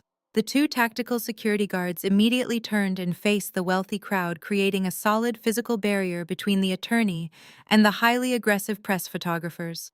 Mr. Sterling slowly climbed the stairs, his expensive leather shoes sinking slightly into the plush red carpet. He did not look at Derek. He did not look at the trembling Brenda or the hiding Chloe. He walked directly over to the heavy wooden podium where I was patiently standing. He gently placed the thick envelope onto the slanted surface of the podium right next to the active microphone. The bright red stamp of the federal facility seemed to visibly glow under the harsh stage lights. "Good evening, Alicia," he said, his voice perfectly steady and thoroughly professional, flawlessly carrying through the microphone for the entire silent room to hear clearly. "The expedited biological analysis you formally requested has been successfully completed and strictly verified by the federal laboratory directors.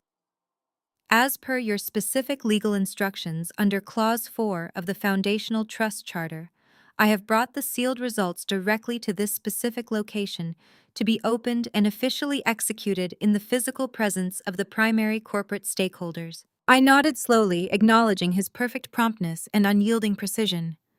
Thank you, Mr. Sterling, I replied, my voice completely calm, despite the massive wave of adrenaline actively rushing through my veins. Since my brother has so enthusiastically demanded total transparency in front of the press and the investors, I believe it is only highly appropriate that you read the scientific conclusions aloud for everyone to witness. The grand ballroom went entirely dead silent. You could have easily heard a small pin drop onto the polished marble floor. The rapid camera flashes ceased for a brief, agonizing second as the photographers held their collective breath, actively waiting for the explosive financial reveal.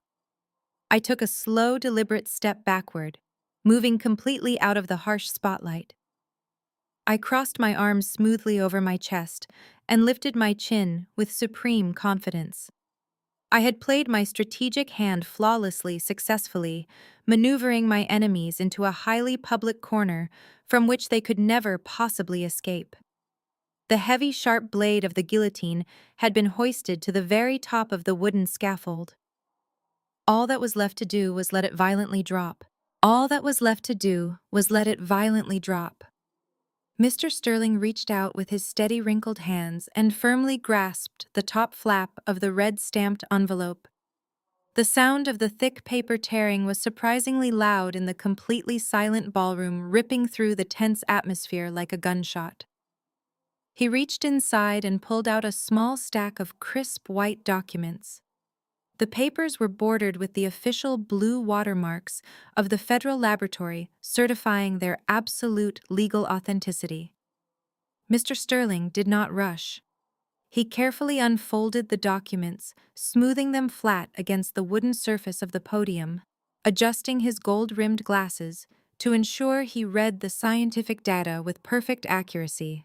He cleared his throat once leaning slightly closer to the microphone. I will now read the official genetic conclusions as provided directly by the Federal Biological Testing Facility, Mr. Sterling announced, his voice echoing with absolute authority. Regarding the primary biological samples submitted by the contested heir, Alicia, the laboratory has conducted a comprehensive genetic sequence comparison against the verified medical records and stored genetic material of the deceased Elias. He paused for a fraction of a second, his eyes scanning the first page of the report. The final conclusive analysis indicates that Alicia genetic markers are a 99.9% direct match to the deceased. The federal laboratory formally and legally recognizes Alicia as the undisputed biological daughter of Elias. The silence in the grand ballroom was instantly shattered. The crowd of wealthy investors and corporate board members let out a collective gasp, followed immediately by an aggressive explosion of loud, overlapping whispers. The press photographers surged forward, their cameras flashing relentlessly as they captured the absolute devastation washing over Derek's face. His jaw physically dropped, his mouth hanging wide open in pure, unadulterated shock. He stared at Mr. Sterling as if the elderly lawyer had just started speaking a foreign language. The central pillar of his entire hostile takeover strategy, the absolute certainty that I was an illegitimate fraud, had just completely crumbled into dust right before his eyes. No. Derek finally choked out, his voice barely a weak whisper at first, before escalating into a frantic shout. No, that is completely impossible. That is a lie. That is a fabricated report. Read it again, Sterling. You are reading it completely wrong. He took a step toward the podium, but the two tactical security guards immediately stepped forward, crossing their arms and blocking his path with an intimidating physical wall. Derek stumbled backward, his eyes wild with absolute panic. He looked frantically toward his wife, expecting her to jump in and defend him the way she always did. But Chloe was no longer hiding behind the floral arrangement. She stepped out into the open, her face flushed with a dark, ugly shade of red. Her sense of unearned superiority had been completely hijacked by sheer desperation. She bribed them! Chloe screamed, her shrill voice cutting through the chaotic noise of the ballroom. She works in finance. She knows how to manipulate numbers and hide money. She obviously paid off the federal lab technicians to forge that result. It is a massive scam. We are demanding a second independent test immediately. She is trying to steal our legacy. Her pathetic accusations were completely ridiculous, and everyone in the room knew it. The federal biological facility they used was highly secure, heavily audited, and absolutely impossible to bribe. The senior board members who had previously worked with me began actively shaking their heads, looking at Chloe with open disgust. They recognized her aggressive outburst for exactly what it was, the frantic flailing of a greedy woman watching her luxury lifestyle evaporate into thin air. I did not bother to defend myself against her childish screaming. I did not need to. The legal document resting on the podium was my absolute shield and my ultimate weapon. I simply looked at Brenda. My stepmother was currently leaning heavily against the catering table, struggling to draw a complete breath. She was actively hyperventilating, her chest heaving rapidly under her expensive emerald silk gown. She had both hands pressed tightly against her stomach, looking as though she was going to be physically sick right there on the carpeted stage. She knew the genetic results were entirely accurate because she was the only person in the room who truly knew the dark secrets hidden in her own past. She knew that my father had never strayed, but she could not say the same for herself. I slowly turned my attention away from Brenda, pathetic display of panic, and looked back at Mr. Sterling. The lawyer was patiently waiting for the crowd to settle down, holding the second page of the genetic report firmly in his hand. Derek was still shouting, demanding a recount, demanding an investigation, completely unable to accept the absolute finality of the federal document. Chloe was aggressively yelling at one of the journalists trying to block his camera lens with her designer handbag. The entire situation was rapidly devolving into a humiliating circus, but I was completely in control of the ring. I offered Derek a cold, razor-sharp smile that made his frantic shouting die instantly in his throat. I raised my hand in a simple commanding gesture, signaling for the room to quiet down. The investors and journalists immediately stopped talking, eager to hear my response to the chaos. I did not yell. I simply spoke clearly into the silent void they provided. I think you are both jumping to conclusions far too quickly. I said, my voice smooth and perfectly steady. You demanded total biological transparency. Derek and the laboratory has graciously provided it. But the federal facility is incredibly thorough. When a formal genetic dispute is initiated involving a massive corporate trust, they do not just test the contested individual. They legally test every single recognized heir against the deceased to ensure the absolute integrity of the estate distribution. Derek frowned, his panicked confusion deepening. What are you talking about? He demanded, his voice shaking with sudden intense fear. I turned smoothly back to the podium, gesturing gracefully toward the papers. Keep reading, Mr. Sterling, I instructed, my tone echoing with deadly precision. Read the cross-reference report. Let us show the board of directors the rest of the biological truth. Keep reading, Mr. Sterling, I instructed, my tone echoing with deadly precision. Read the cross-reference report. Let us show the board of directors the rest of the biological truth. Mr. Sterling did not hesitate. He slowly reached down and flipped the thick white page over to reveal the second document resting on the wooden podium. The bright stage lights illuminated the dense paragraphs of scientific data, but the elderly attorney knew exactly where to look. He pushed his gold-rimmed glasses higher up the bridge of his nose, adjusting his vision for the final execution. The massive ballroom was so incredibly silent that you could hear the soft rustling of the heavy paper echoing through the microphone. Derek was still standing near the edge of the stage, his chest heaving aggressively as he tried to process my absolute lack of fear. He looked back and forth between me and the lawyer, his arrogant brain completely failing to comprehend that he had just inadvertently ordered his own public destruction. Brenda, however, understood exactly what was happening. She let go of the catering table and took a sudden, desperate step forward. Her expensive emerald gown dragged heavily across the carpet as she reached her hand out toward the podium. "Mr. Sterling, please!" she begged, her voice cracking into a pathetic, high-pitched whine. That is private medical information. You cannot read that here. We are in front of the press.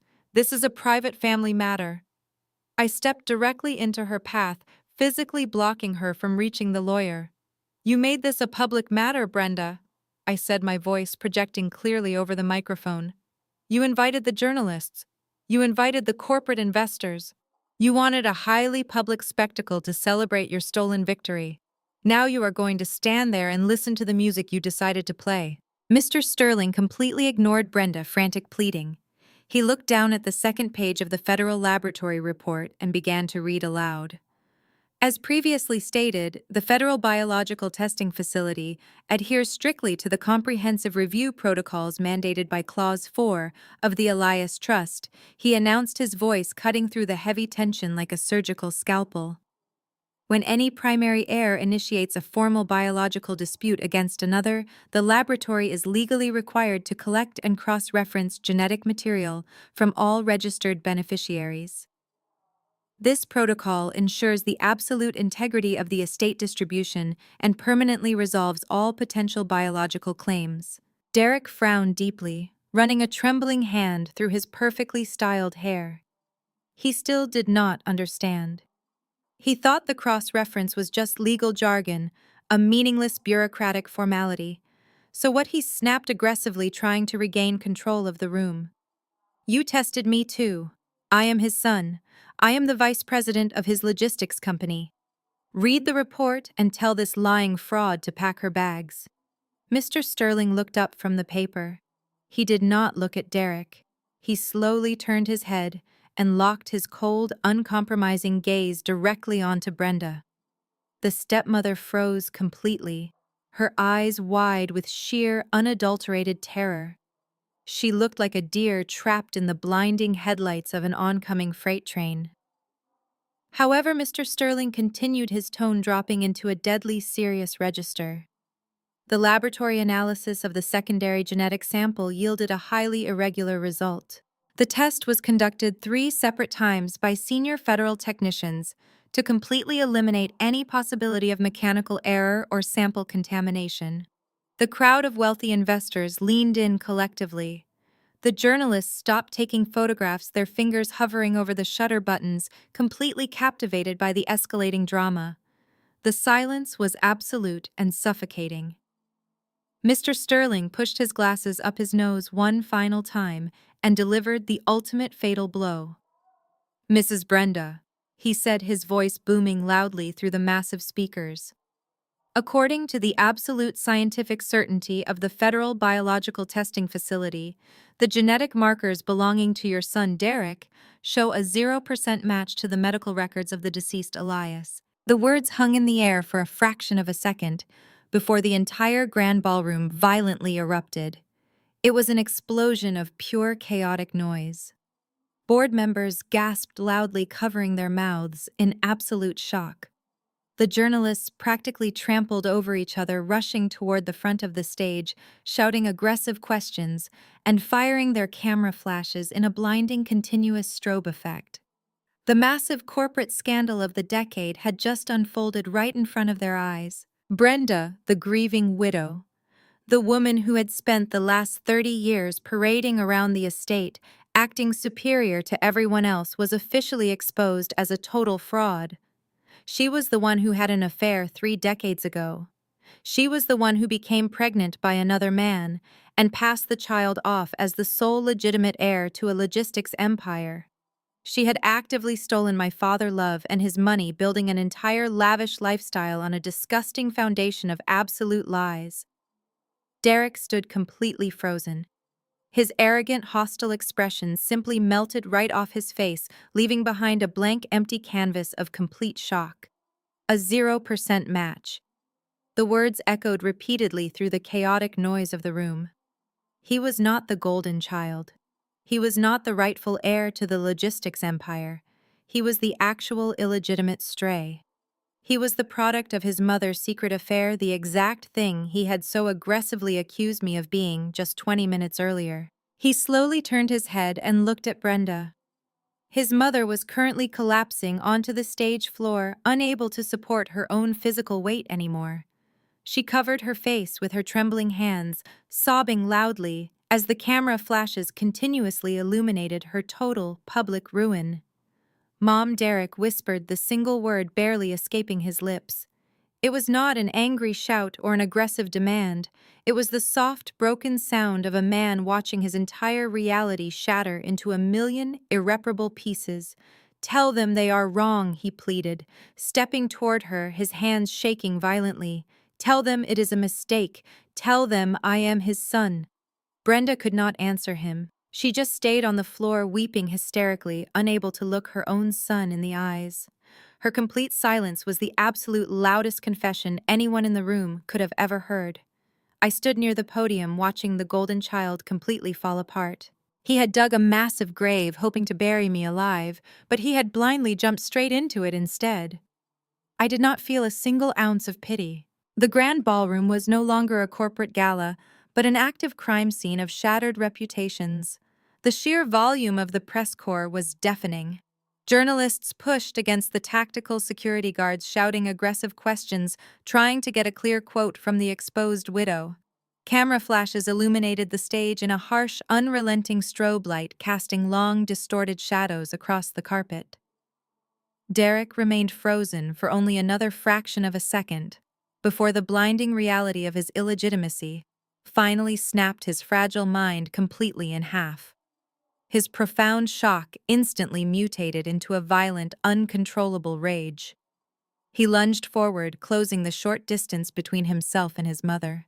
He grabbed Brenda by the shoulders of her expensive emerald silk gown, pulling her up from the floor with a terrifying, aggressive force. He shook her violently, his fingers digging deeply into her skin. "Who is it?"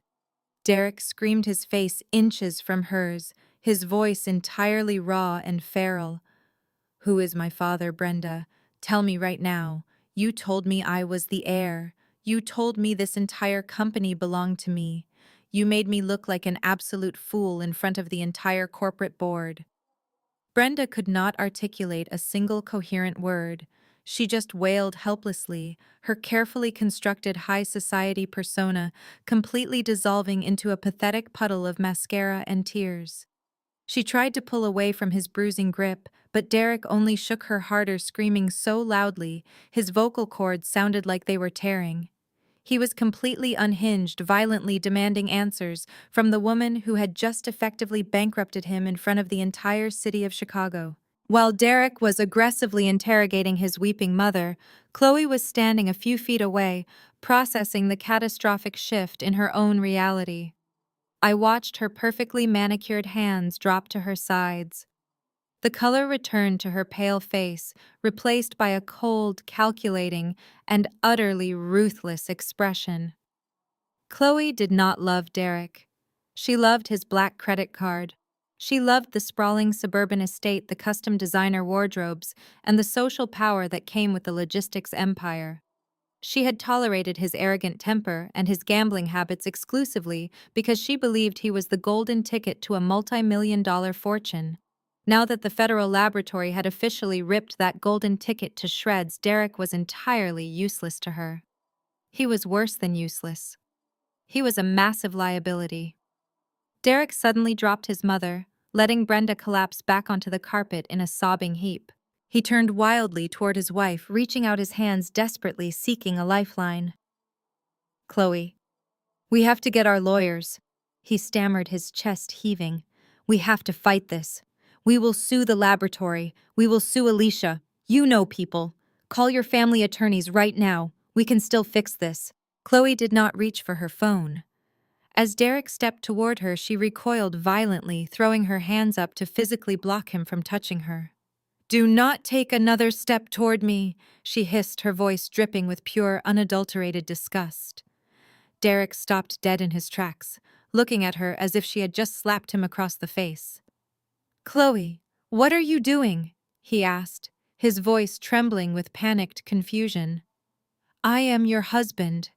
Chloe let out a sharp, cruel laugh that echoed horribly through the tense air of the stage. "You are a broke bastard!" She spat the words, hitting him with the force of a physical blow. You are an illegitimate fraud who just dragged my family name into a massive, highly public corporate scandal. You have absolutely zero claim to this estate. You do not own the company. You do not own the mansion. You do not even own the cheap tuxedo you are wearing right now. Derek opened his mouth to speak, but Chloe aggressively cut him off, pointing a sharp manicured finger directly at his chest. I am not calling my family attorneys to save you, Derek. I am calling them to draft divorce papers immediately. I am completely done with you and your pathetic lying mother.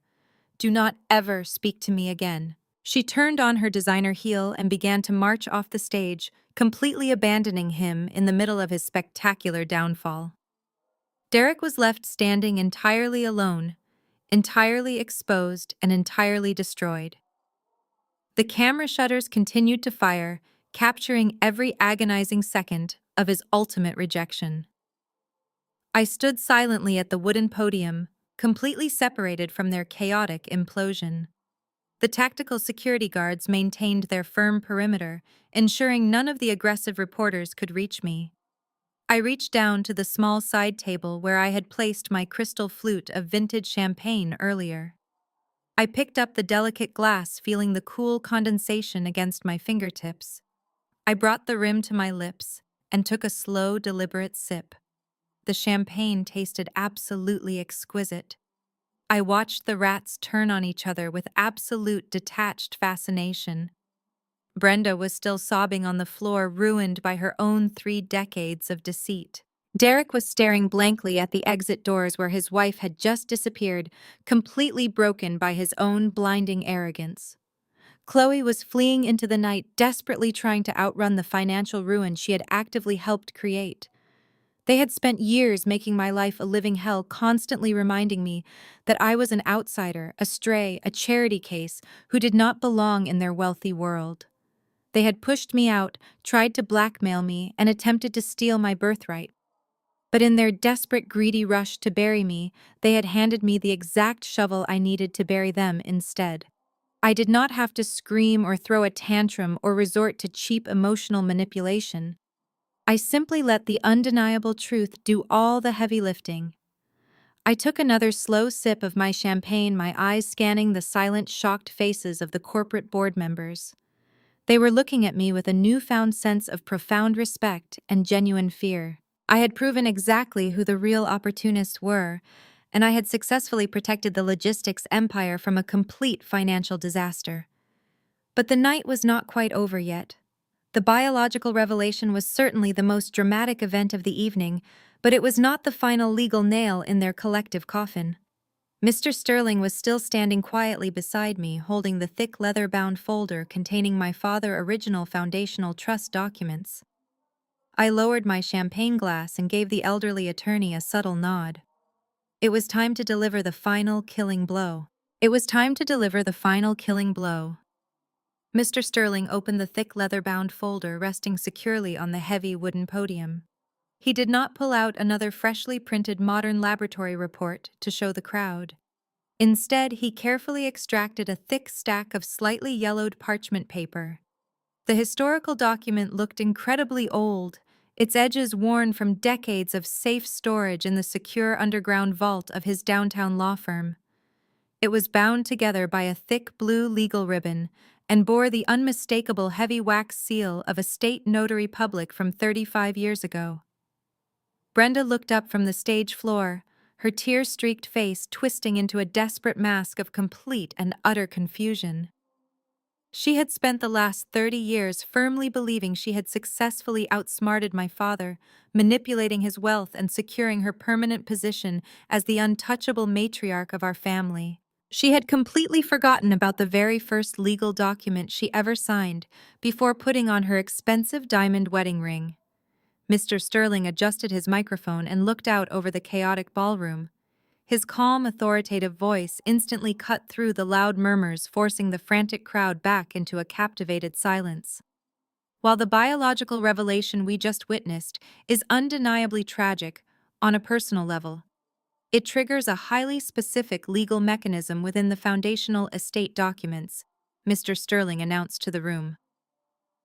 35 years ago, prior to the official marriage ceremony, Elias required Brenda to sign an ironclad prenuptial agreement.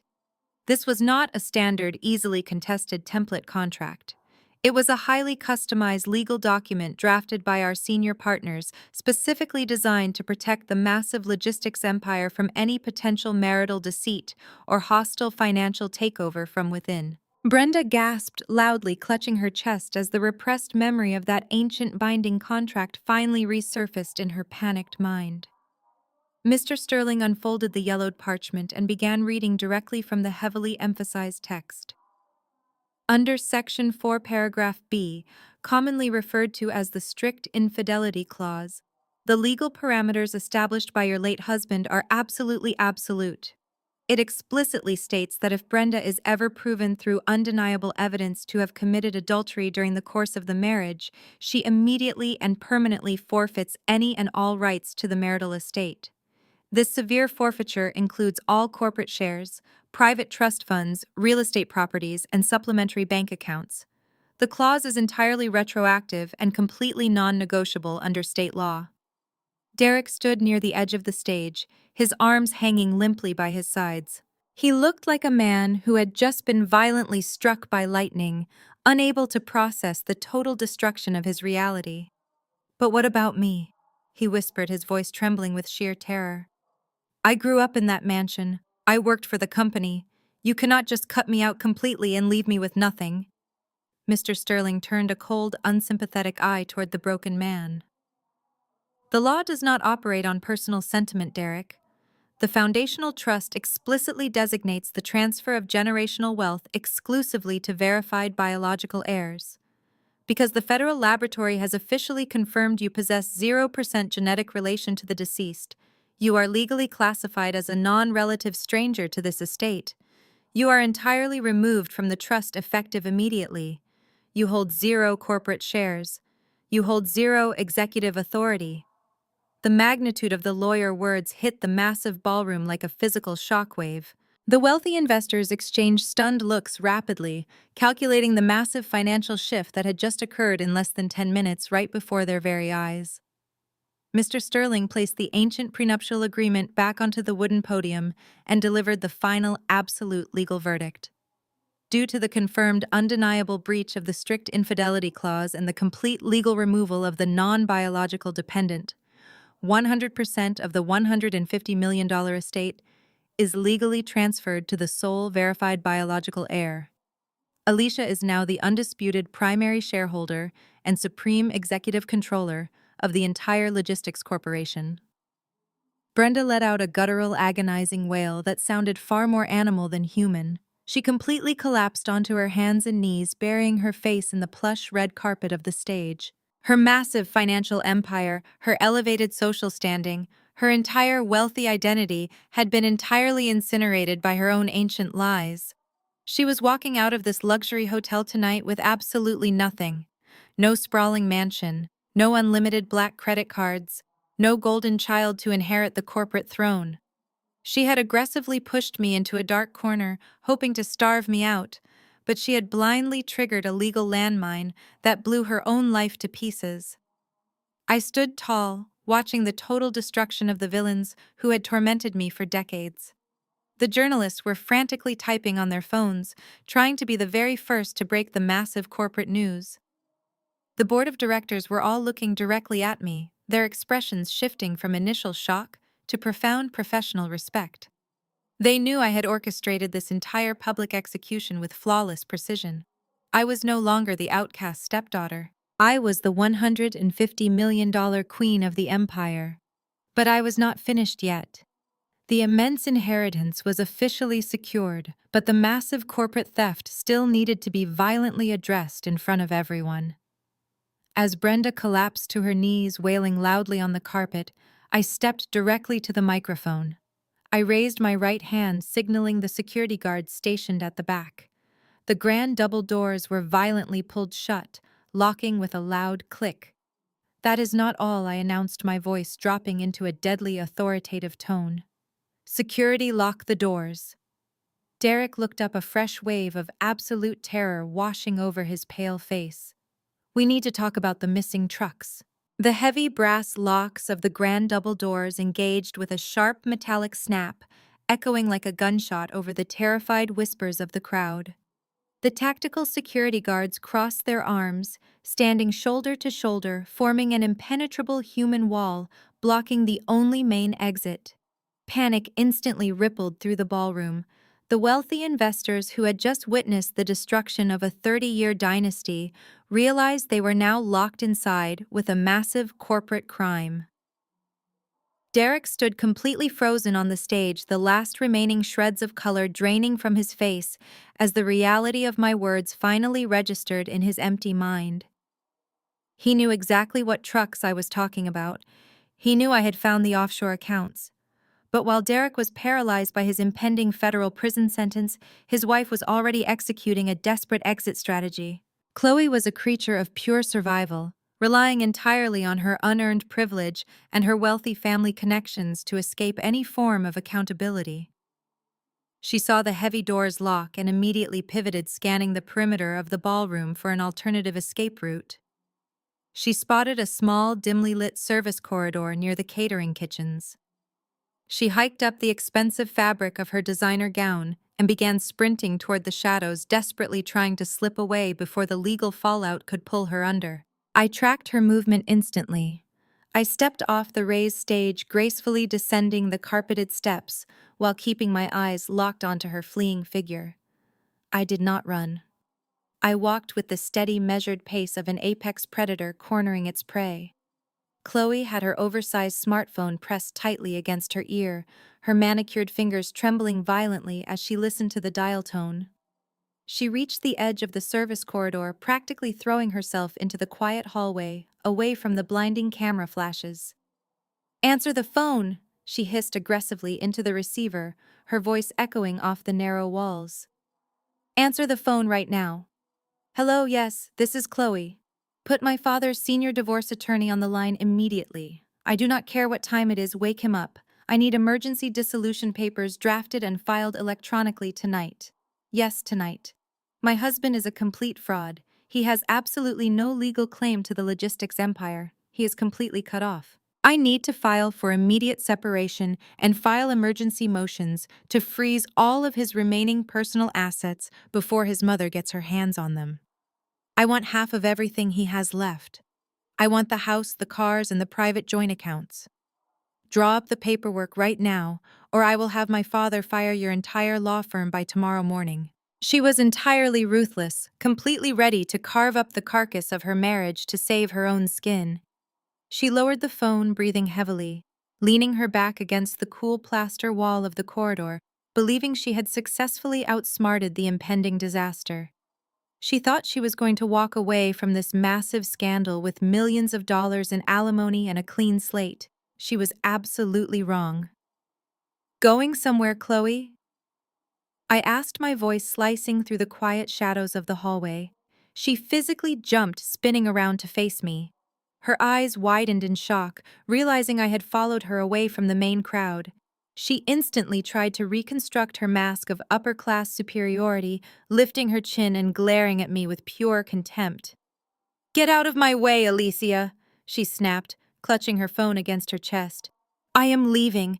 I have absolutely nothing to do with this pathetic family drama anymore.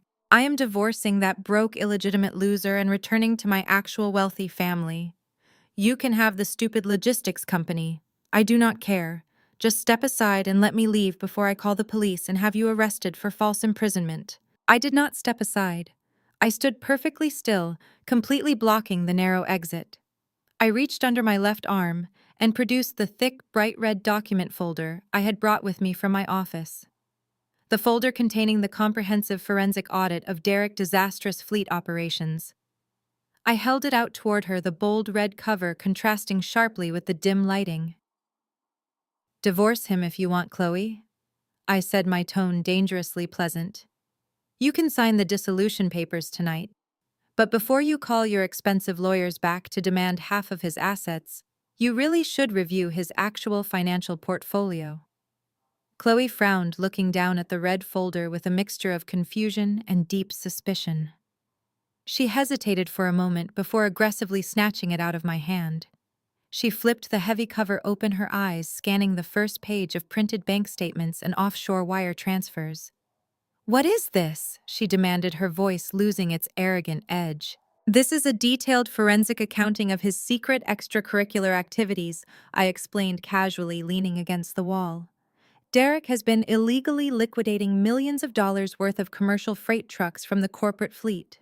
He was selling them for cash under the table and funneling the money to a highly violent illegal sports betting syndicate operating out of Eastern Europe.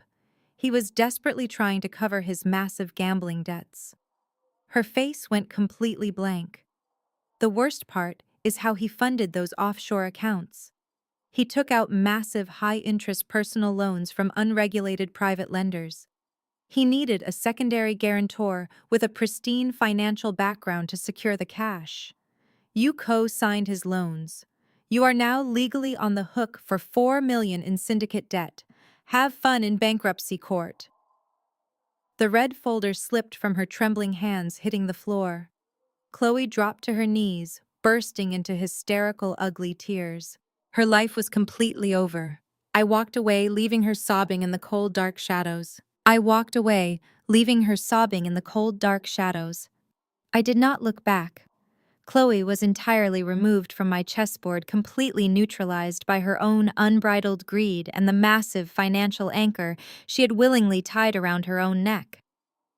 I smoothed the lapels of my velvet jacket and stepped back into the blinding light of the grand ballroom.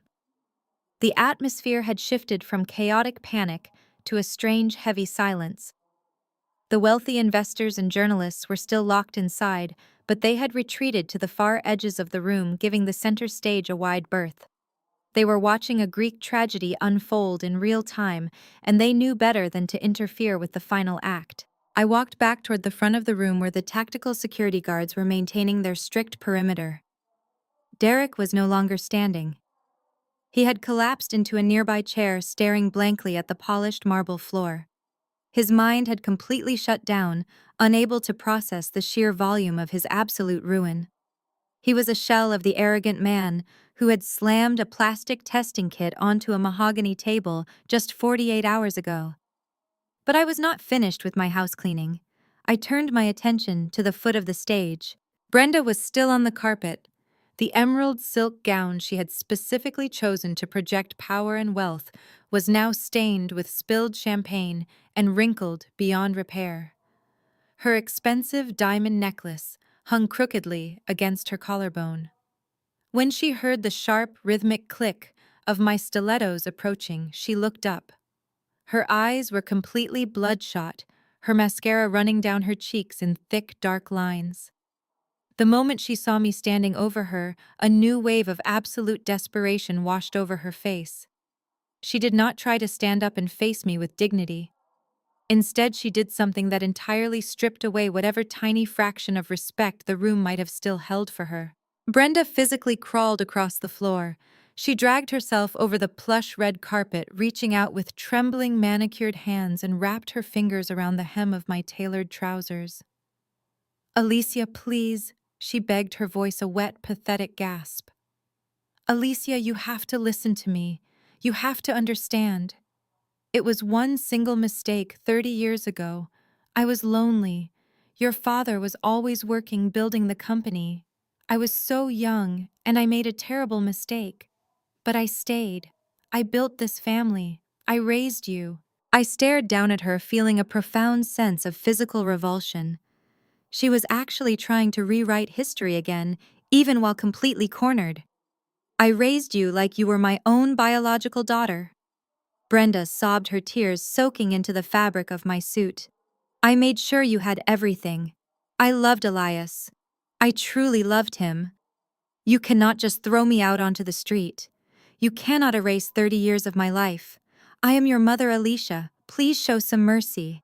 I did not kick her away, but I slowly and deliberately took a step backward, forcing her to let go of my clothes. I looked down at her sniveling face, remembering every single microaggression, every single cold shoulder, and every single time she had intentionally made me feel like an unwanted stray in my own home. She had never been a mother to me. She had been a warden actively guarding the inheritance she knew she had stolen. "You did not raise me, Brenda," I said, my voice icy and completely devoid of any sympathy. "You merely tolerated my existence because my father forced you to. You spent the last 3 decades siphoning his wealth, manipulating his trust, and secretly harboring a child that did not even carry his name. You did not love my father. You loved his bank accounts. And the second you thought he was gone, you immediately tried to blackmail me and steal the rest of his legacy for your fraudulent son." She shook her head violently, keeping her hands clasped together in a pleading gesture. "No, Alicia, that is not true. I was just scared. I was trying to protect the family. Please just give me a small stipend. Give me the summer house. Give me something." I tilted my head slightly, observing her total lack of shame. "I find it incredibly fascinating how quickly your morals completely shift when you are the one standing on the losing side of the table," I replied, projecting my voice so the entire ballroom could hear her final humiliation. "Do you remember what you told me in the lawyer office, Brenda? Do you remember the exact words you used when you handed me that legal waiver and tried to guilt me into giving up my entire birthright?" Brenda froze, her eyes darting nervously as she desperately tried to recall the conversation. She knew whatever I was about to say was going to be the final nail in her coffin. "You told me to sign away my inheritance to protect my father from a messy tabloid scandal," I reminded her, quoting her fake maternal tone with absolute precision. "So I am going to give you the exact same advice you gave me. Just walk away, Brenda. Walk away and leave this company alone. It is the honorable thing to do to protect my father's legacy." She let out another agonizing sob, realizing I was completely immune to her emotional manipulation. "But where will I go?" she cried, looking around the room at the disgusted faces of her former high society friends. "I do not have any money. You froze the accounts. I do not have anywhere to sleep tonight. My clothes, my jewelry, everything I own is back at the estate." I offered her a cold, tight smile. "That is where you are completely mistaken, Brenda. I am a forensic accountant. I anticipate discrepancies, and I always plan for the absolute worst-case scenario. While you and Chloe were busy shopping for designer dresses this afternoon, pretending you owned the world, I was actively executing my legal authority as the primary executor of the trust." Brenda stopped crying, her breath catching in her throat. "What did you do?" she whispered. "The estate belongs entirely to me," I stated flatly. "The deed transferred the exact second the federal laboratory certified my DNA. And because you are officially a trespasser who committed massive financial fraud against the corporation, I did not feel comfortable allowing you back inside my home. I called the estate management team at 8 o'clock tonight. I instructed the entire household staff to pack up every single item belonging to you and Derek. Your clothes, your cheap designer bags, your shoes, and your makeup. Everything you brought into that house has been removed." "No!" she gasped, pressing her hands against her mouth. "You cannot do that. That is my home." "It was never your home," I corrected her sharply. "It was a house you infiltrated using a lie. The maids finished packing an hour ago. They put all of your belongings into heavy-duty black plastic garbage bags. They dumped them directly on the curb outside the main security gates. The entry codes have been permanently deleted, and the local police precinct has been notified that you are no longer legally permitted on the premises. You are officially evicted, Brenda. Effective immediately." She stared at me completely hollowed out. The absolute finality of her situation crushed the last remaining breath out of her lungs. She had absolutely nothing. The grand illusion was entirely shattered. I turned my back on her, leaving her crawling on the floor. I looked directly at the tactical security guards blocking the exit. "Keep the doors locked," I commanded. "The police are already on their way for Derek. Let them sweep up the rest of the trash when they get here. Let them sweep up the rest of the trash when they get here." As if strictly cued by my final command, the distant piercing wail of police sirens began to echo through the thick glass windows of the grand ballroom. The sound grew rapidly louder, multiplying in intensity, as multiple heavy cruisers swarmed the front entrance of the downtown Plaza Hotel. The flashing red and blue lights reflected wildly against the dark city street, casting frantic, colorful shadows against the high ceiling of the room. The remaining guests murmured in stunned disbelief, realizing that the absolute destruction of this family was culminating in a massive criminal arrest. I gave a brief nod to the tactical security guards blocking the main exit. They immediately reached back and disengaged the heavy brass locks, pulling the grand double doors wide open just as a squad of uniformed Chicago police officers marched into the room. They were led by a tall, stern-looking detective wearing a tan trench coat over a rumpled suit. He scanned the chaotic scene, his eyes sweeping past the weeping figure of Brenda on the floor, before locking directly onto me, standing calmly near the podium. He recognized me instantly from our brief telephone conversation earlier that evening. The press photographers, realizing the climax of the night had just arrived, began firing their camera flashes with renewed frantic energy. Derek heard the heavy footsteps of the officers and slowly lifted his head from his hands.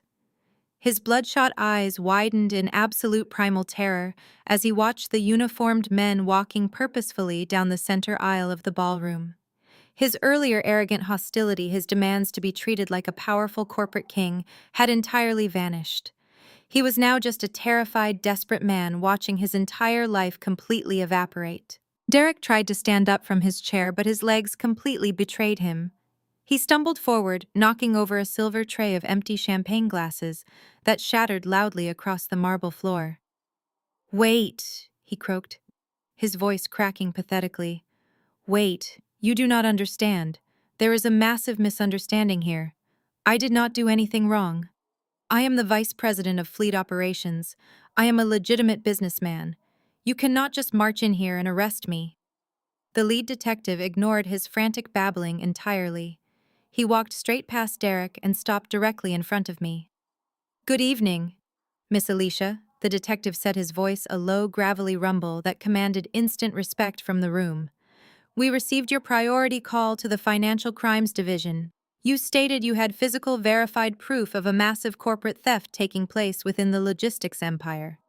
"I certainly do, Detective," I replied, maintaining perfect professional composure. I reached over to the edge of the stage where Chloe had dropped the heavy, bright red document folder just minutes earlier. I picked it up, brushing off a tiny speck of dust, and handed it directly to the detective. "Inside this folder, you will find a comprehensive and thoroughly verified forensic audit of the corporate fleet operations managed by that man sitting right there." I pointed a steady, firm finger directly at Derek. He flinched violently, as if I had just fired a weapon at him. "The audit contains undeniable proof of grand theft, embezzlement, and massive international corporate fraud," I stated, my voice carrying clearly through the silent room for the journalist to record every single word. "Over the past 8 months, Derek has illegally liquidated over 20 heavy-duty commercial freight trucks from our active company roster. He forged decommissioning documents, sold the highly expensive machinery for untraceable cash, and systematically funneled the stolen millions into an offshore shell corporation registered in the Cayman Islands. Furthermore, the audit explicitly traces those offshore accounts directly back to a highly violent illegal sports betting syndicate operating out of Eastern Europe. He used stolen corporate assets to fund his own pathetic personal gambling debts. Every single wire transfer, every forged signature, and every digital network log is printed and highlighted in that folder." The detective opened the red folder and quickly scanned the top summary page. His seasoned eyes registered the flawless organization and the undeniable weight of the financial evidence I had personally compiled. He closed the folder, tucking it securely under his arm, and gave me a single firm nod of gratitude. "This is exactly what we need," he said before turning his attention entirely toward Derek. "Officers, take him into custody," the detective commanded, pointing at the trembling fraud. 2 heavily built police officers stepped forward, grabbing Derek by the shoulders of his expensive, custom-tailored midnight blue tuxedo. Derek let out a sharp, hysterical scream, desperately trying to pull his arms away from their iron grip. "No," he shrieked, his voice echoing off the crystal chandeliers. "No, you cannot do this to me. I am rich. I am powerful. "Mom, do something. Tell them to stop." But Brenda was still curled up on the stage floor, entirely broken and utterly incapable of saving him. She could not even lift her head to look at her golden child. The officers easily overpowered Derek, twisting his arms forcefully behind his back. The sharp, metallic click of the heavy steel handcuffs snapping shut around his wrists sounded like absolute poetry to my ears. It was the beautiful sound of final, undeniable justice. "You are under arrest for grand theft, corporate embezzlement, and international wire fraud," the detective recited, reading Derek, his rights as the officers hauled him roughly to his feet. "You have the right to remain silent. I highly suggest you start using it immediately." Derek was completely stripped of his arrogant bravado. The man who had strutted into the lawyer office demanding my absolute ruin was now weeping uncontrollably like a frightened child. Tears streamed down his face, ruining his pristine appearance, as he sobbed loudly, begging for a lawyer, begging for his mother, begging for anyone to wake him up from this living nightmare. The officers did not show a single ounce of sympathy. They dragged him forward, forcing him to walk the long, humiliating path down the center aisle of the ballroom. The wealthy corporate board members stepped back, watching the pathetic display with expressions of pure, unfiltered disgust. The journalists crowded the aisle, snapping hundreds of photographs of the weeping, handcuffed fraud being paraded out of the luxury hotel in complete disgrace. Tomorrow morning, his tear-stained face would be plastered across the front page of every single financial newspaper in the country, forever cementing his legacy as a pathetic criminal failure. I stood tall on the stage, watching him disappear through the grand double doors. The heavy doors swung shut behind the police officers, cutting off the sound of his pathetic sobbing. The threat he posed to my family legacy was permanently neutralized. He was gone and he was never coming back. I took a deep breath, feeling a massive weight lift entirely off my shoulders. The Empire was finally safe. The Empire was finally safe. Exactly 1 week later, I sat silently in the center of the massive corner office, located on the 42nd floor of the corporate headquarters. The morning sun streamed through the floor-to-ceiling windows, casting a warm, golden light across the expansive mahogany desk. I leaned back into the heavy, genuine leather executive chair that had belonged to my father for over 3 decades. It smelled faintly of his favorite expensive cologne and aged paper. For the first time in my entire life, the chair did not feel too large or intimidating. It felt exactly right. I swiveled slightly, looking out over the breathtaking expanse of the Chicago skyline. The towering steel skyscrapers and the deep blue waters of Lake Michigan stretched out as far as the eye could see. I was no longer the outcast stepdaughter. I was the undisputed architect of my own destiny. Mounted on the far wall of the office, a large flat-screen television was playing the local morning news broadcast. I kept it running specifically to monitor the ongoing public fallout of the corporate gala. The screen transitioned directly to a breaking news graphic featuring an unflattering photograph of my brother. The sharp-suited news anchor spoke with a serious, practiced tone, detailing the massive financial scandal. The broadcast showed brand-new video footage of Derek being escorted into the federal courthouse by 2 armed marshals. He was no longer wearing his custom-tailored midnight blue tuxedo. He was dressed in a standard-issue bright orange county jail jumpsuit, his hands heavily cuffed and shackled to his waist. His posture was completely broken. The arrogant golden child looked exhausted, his face pale, and his eyes fixed firmly on the concrete pavement to avoid looking at the swarm of aggressive reporters. The anchor confirmed that the federal prosecutors were officially pursuing maximum sentencing guidelines. Derek was formally facing a minimum of 10 consecutive years in a maximum security federal penitentiary, without the possibility of early parole. He had gambled his entire life away on a foolish bluff, and the House had finally collected its absolute due. The news segment seamlessly transitioned to the collateral damage of his criminal enterprise. The screen displayed grainy amateur cell phone footage captured by a local bystander. It showed Brenda, the former high society matriarch, who had once demanded respect from everyone in her orbit. She was standing in the cracked asphalt parking lot of a notoriously cheap, dilapidated roadside motel. She was wearing a faded, oversized sweater, struggling physically to drag two heavy black plastic garbage bags out of the trunk of a battered taxicab. The bags contained the only possessions she had left in the entire world. Her perfectly styled hair was a messy, tangled disaster, and her posture was completely defeated. She had built her entire identity on a foundation of cruel manipulation and stolen wealth. Now she was completely erased from the upper echelon of Chicago society, permanently banished to a life of grueling poverty and absolute public disgrace. The financial destruction did not stop with Brenda and Derek. The news anchor proceeded to read a formal press release issued early this morning by a prominent wealthy family in the northern suburbs. It was Chloe family. Realizing the massive toxic radioactive nature of the $4 million syndicate debt Chloe had foolishly co-signed, they immediately took extreme measures to protect their own untouched wealth. They publicly, formally, and legally disowned her. The press release explicitly stated they had severed all financial and personal ties with their daughter, condemning her involvement in the scandal. Chloe was entirely cut off from her trust fund, her family lawyers, and her safety net. She was now completely alone, drowning under the crushing weight of a multi-million-dollar debt owed to highly violent international criminals. Her divorce papers would not save her from the ruthless consequences of her own unearned arrogance. She was going to spend the rest of her miserable life working minimum wage jobs just to pay off the interest of a loan she never spent. A soft, respectful knock on the frosted glass door broke my concentration. "Come in," I called out, my voice projecting effortlessly across the large room. The heavy door opened smoothly, and Mr. Sterling stepped into the executive office. The elderly attorney looked incredibly sharp in a dark navy suit, carrying a sleek black leather briefcase.